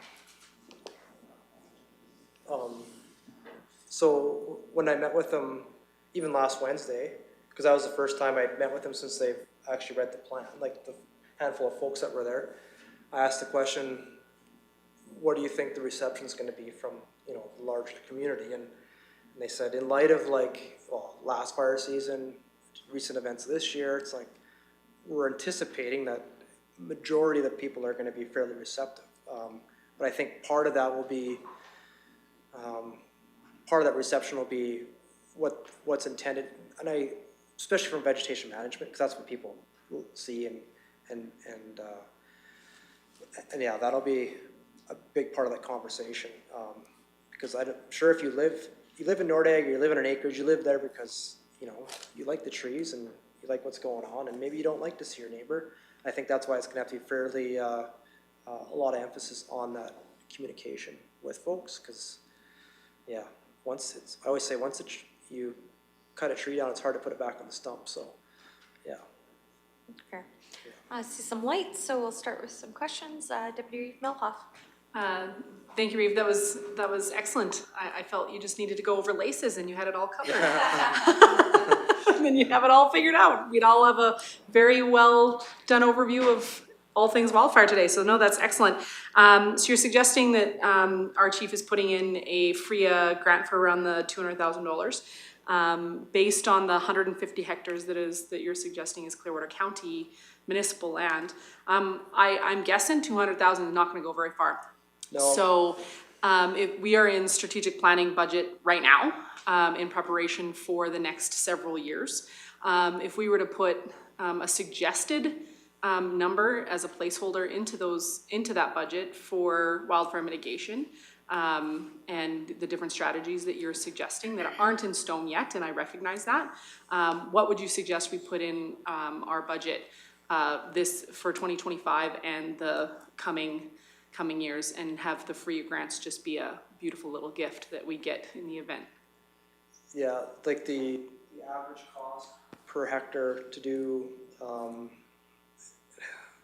selective mulching as an example. When I say selective mulching, I mean you're going after all the standing dead and down, any of the those ladder fuels, so those smaller conifer, you're looking at $6,500 to $7,000 a hectare.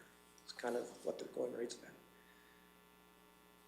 That one thing that some of the folks asked me last week is a lot of the cost, if they were to get someone to come out at a homeowner level, is just the cost of the mobilization demob.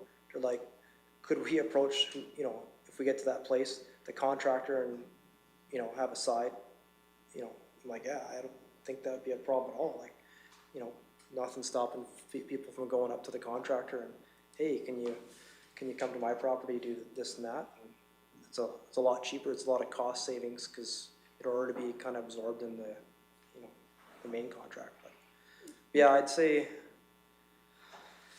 6,500. Yeah, so it's just over $1 million. Yeah. And on the FRIA side, they've done it seems like 6 or 7 years. Usually biannually, they have call-outs. So they just had one in June, and that's what this one is going to be submitted for. They usually have one in the wintertime. And you can apply for additional, next round of funding without even completing the first round of funding. They just won't release that funding until that first one's done. For sure. Makes sense.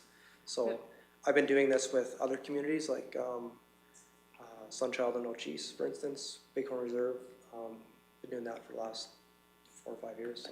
For sure, yeah. But you know, just over $1 million to invest in the safety of a community, I think is not that hard of a pill to swallow, or at least it isn't for me. Maybe it is for my other 6 colleagues, but we've invested a lot more in Nordegg in general than that, let alone the safety of that community. So I appreciate that, and I'm sure that Director Haggart will be bringing forward a budget suggestion in December.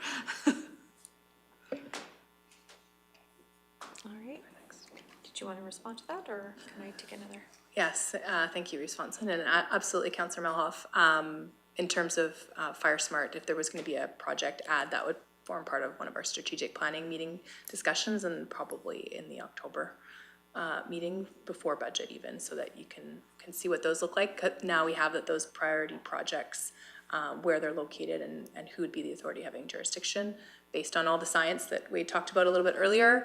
I think that plan also supports the public communications component, and that'll also form part of that strategic planning item is kind of determining, are we doing an open house to do some of this education for folks, or, you know, is a mail out and public information on the website enough?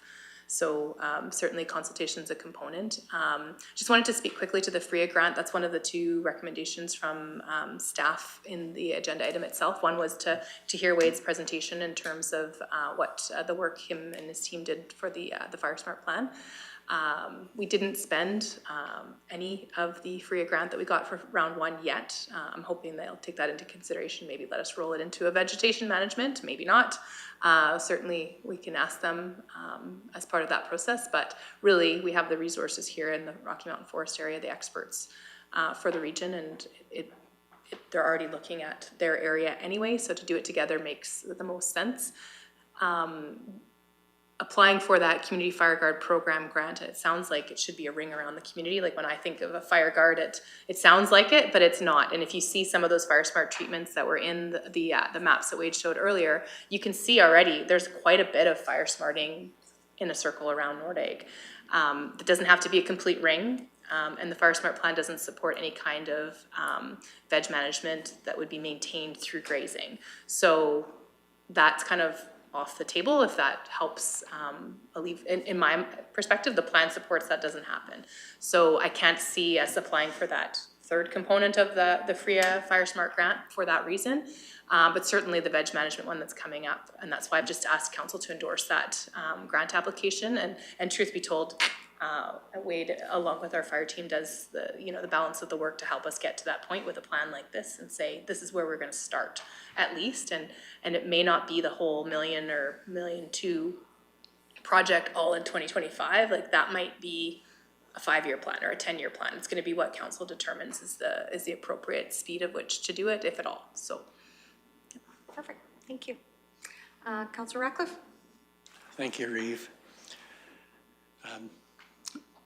Feedback I'm getting from the community is that they're generally well aware of the risk there, and if the community has even purchased, I think, sprinklers and hose and trailers to do some protection themselves.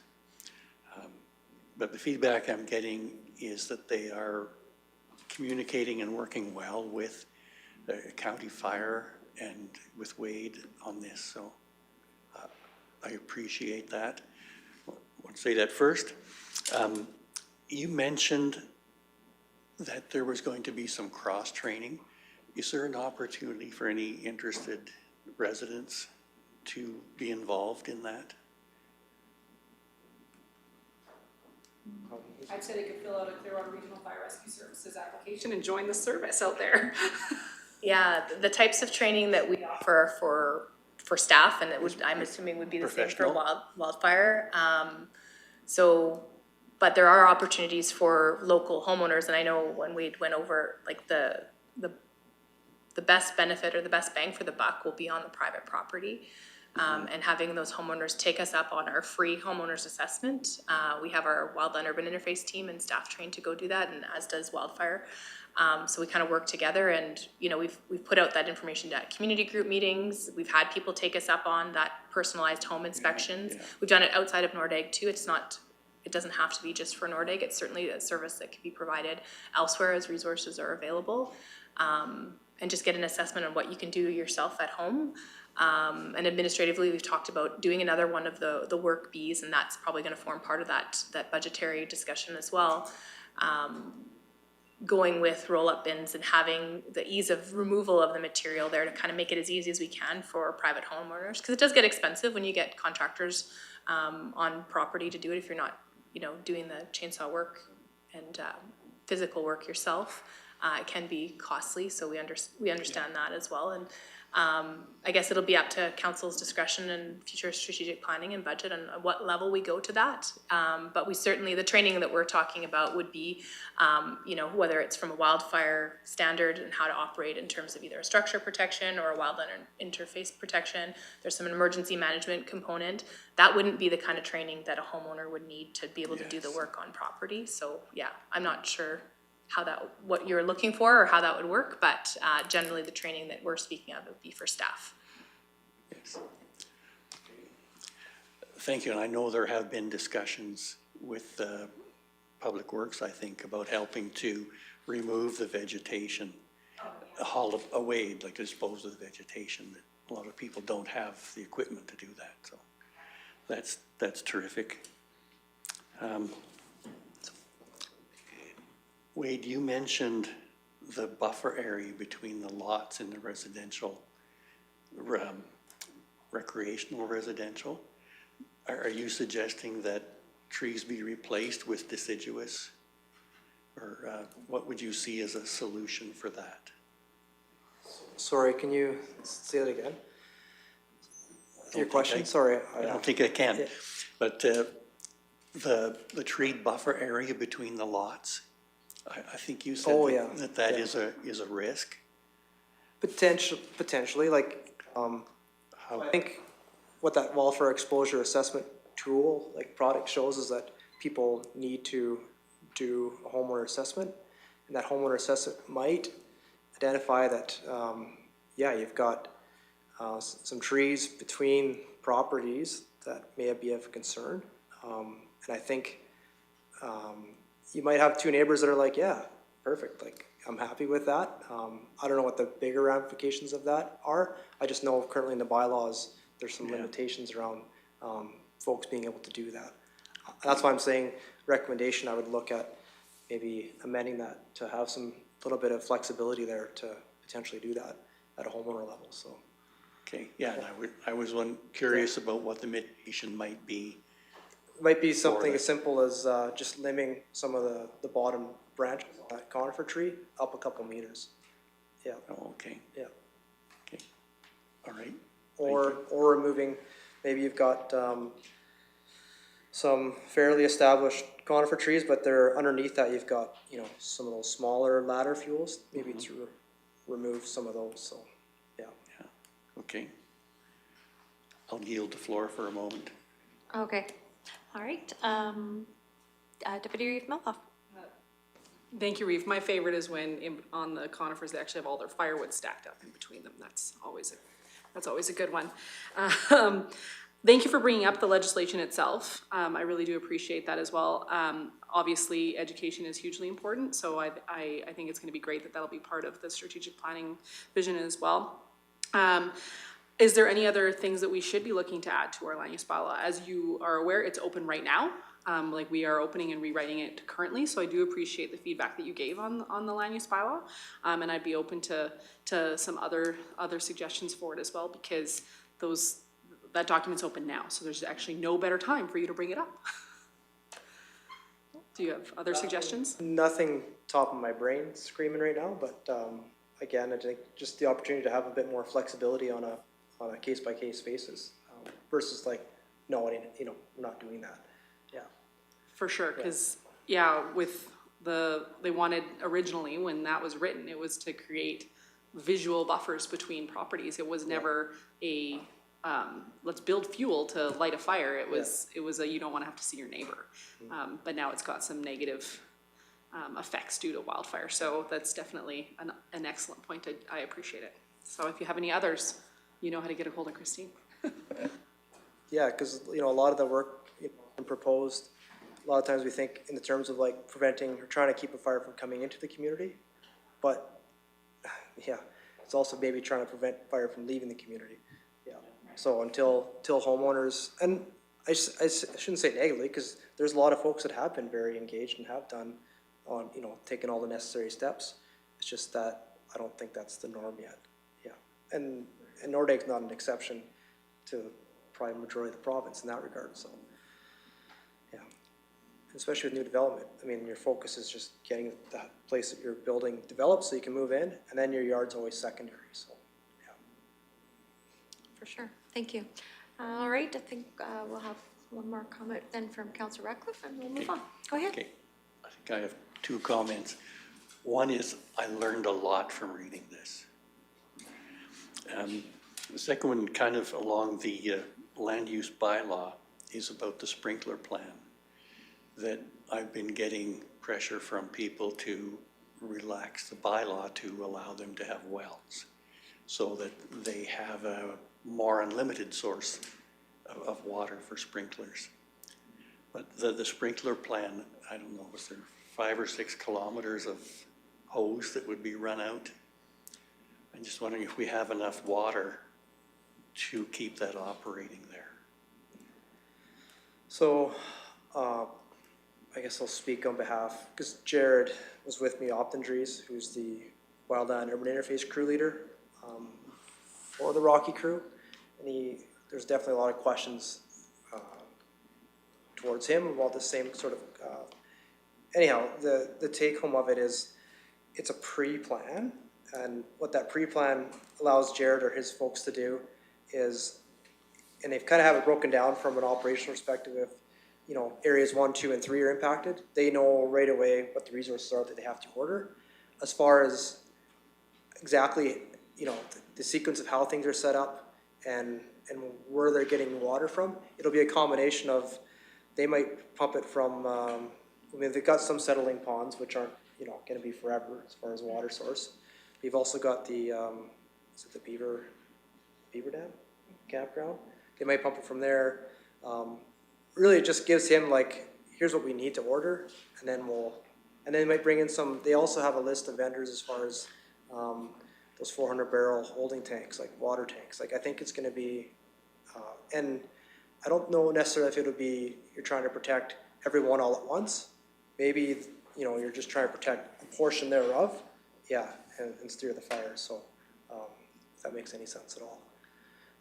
Yeah, no, I get it. It's gonna be quite the operation, Is where you're gonna be pumping water.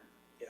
Yeah, and I can understand the residents thinking that if they can protect their neighbors on either side, they're protecting themselves as well. And I think what a lot of the folks are looking for is almost like what the best options for them would be to, if they were to source it themselves. I think really, if I was to read between the lines and just a summary of all those conversations, I think that's what folks are maybe looking to folks like Jared for, is like, what's our best bang for our buck? Like, given what our current infrastructure is. Right, what's best for the community. Yeah. Yes. Okay, great, thank you. Thank you. Go ahead, Ms. Yeah, I was just, if I, that's great, thanks, Reese Swanson. And Councillor Ratcliffe, in terms of the sprinklers and some of the questions I've heard from community members in Nordegg, even to at the insurance level, the insurance companies are, you know, perhaps encouraging private systems, and how those people implement a private system on private property without a well is, I wrote that down on my phone as we were in here as a comment. I mean, there are reasons for restrictions, but if they're something that we can look at and determine that the benefit outweighs the risk, that's one thing. Then there'd be legislative components to look at too if we're able to.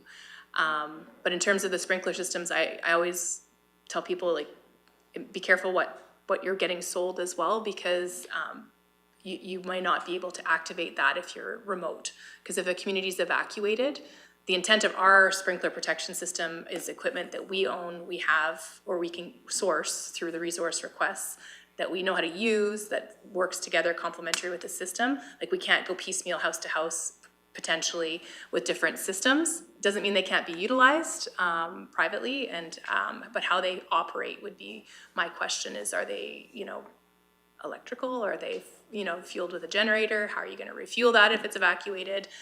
There's some considerations, but certainly, all of the mitigations that people can do on their private property are to their benefit. You can also flood your house with a sprinkler if it's running and you're not home to turn it off too. So, I always try and refer to the folks that are gonna do the on-the-ground protection as a wildfire is coming into a community to, know where it needs to be protected at what time, and kind of, that's a decision on the ground of those folks that are flying around, like Wade in a helicopter saying, here's where the fire's coming in, here's how much time we have. These properties can be protected today, and then we'll bump and roll, move the sprinklers to the next area where the fire is gonna come through potentially the next day. I always say, if you can tell me which direction, where the fire's gonna start and which way the wind's blowing that day, then we'll tell you what the plan is. But otherwise, it's a plan for the whole, and we kind of have to implement it in pieces based on what the fire behavior is doing that day. And so, we have our sprinkler protection trailers and equipment and hose and, plans with contracted services or mutual aid partners to have enough resources if the province has those resources at the time of the fire. And so that's always the key question is, are we the first fire of the year or the 15th or 20th? And essentially those priorities can be set based on those values at risk matrices that were talked about earlier in the maps as well. Great. Well, thank you very much for the presentation, and very thorough, and looking forward to continuing the conversation as things progress, and cross our fingers we never have an issue out there in the future. So we have a couple of motions to make. Looking for motions. Go ahead, Deputy Reeve. I would start with the first one. The council reviews and accepts the draft Nordegg FireSmart Plan 2024 and presentation for information. Thank you. Any questions, comments? Not looking for those in favor of that motion. That is carried. Thank you.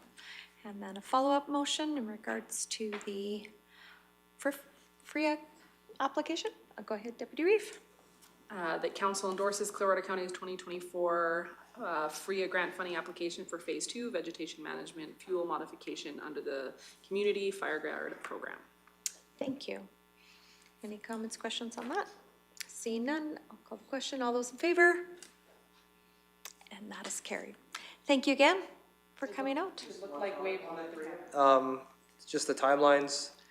It'll probably get shortlisted for a full proposal, hopefully mid-October. And then usually they announce the successful applicants by 1st of December. Nice. Yep. Perfect. Thank you. Thank you again. Great work. Great work. You bet.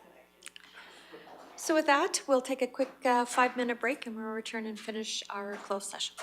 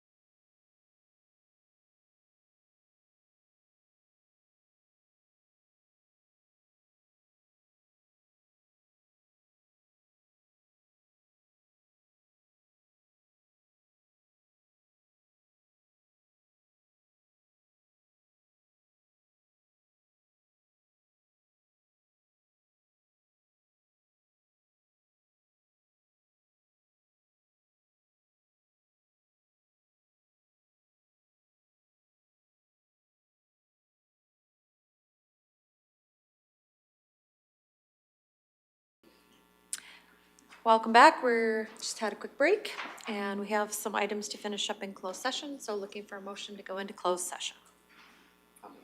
Oh, Councillor Northcott has made the motion. All those in favor? And that motion's carried. Thank you.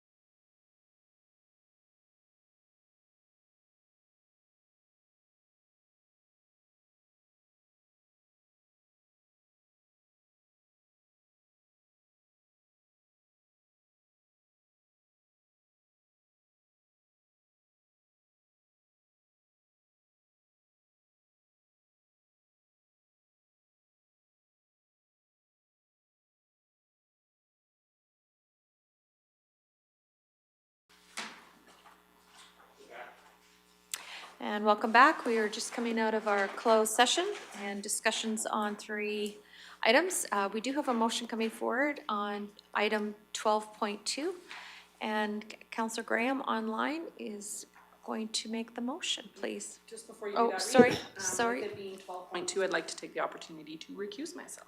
Thank you, Deputy Reeve. So Deputy Reeve is going to recuse herself, and then Councillor Graham can go ahead with the motion.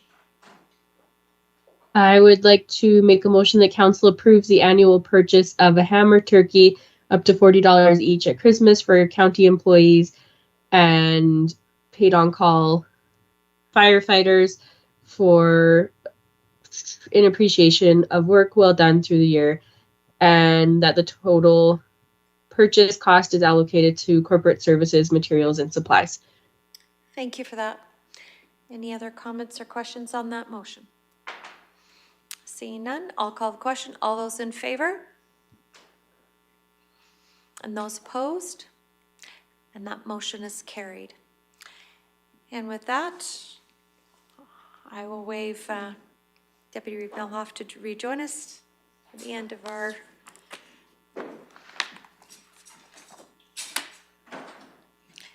our meeting.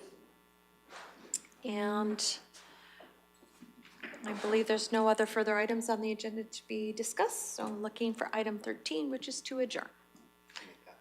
Thank you, Councillor Northcott. All those in favor? And that motion's carried. Thank you.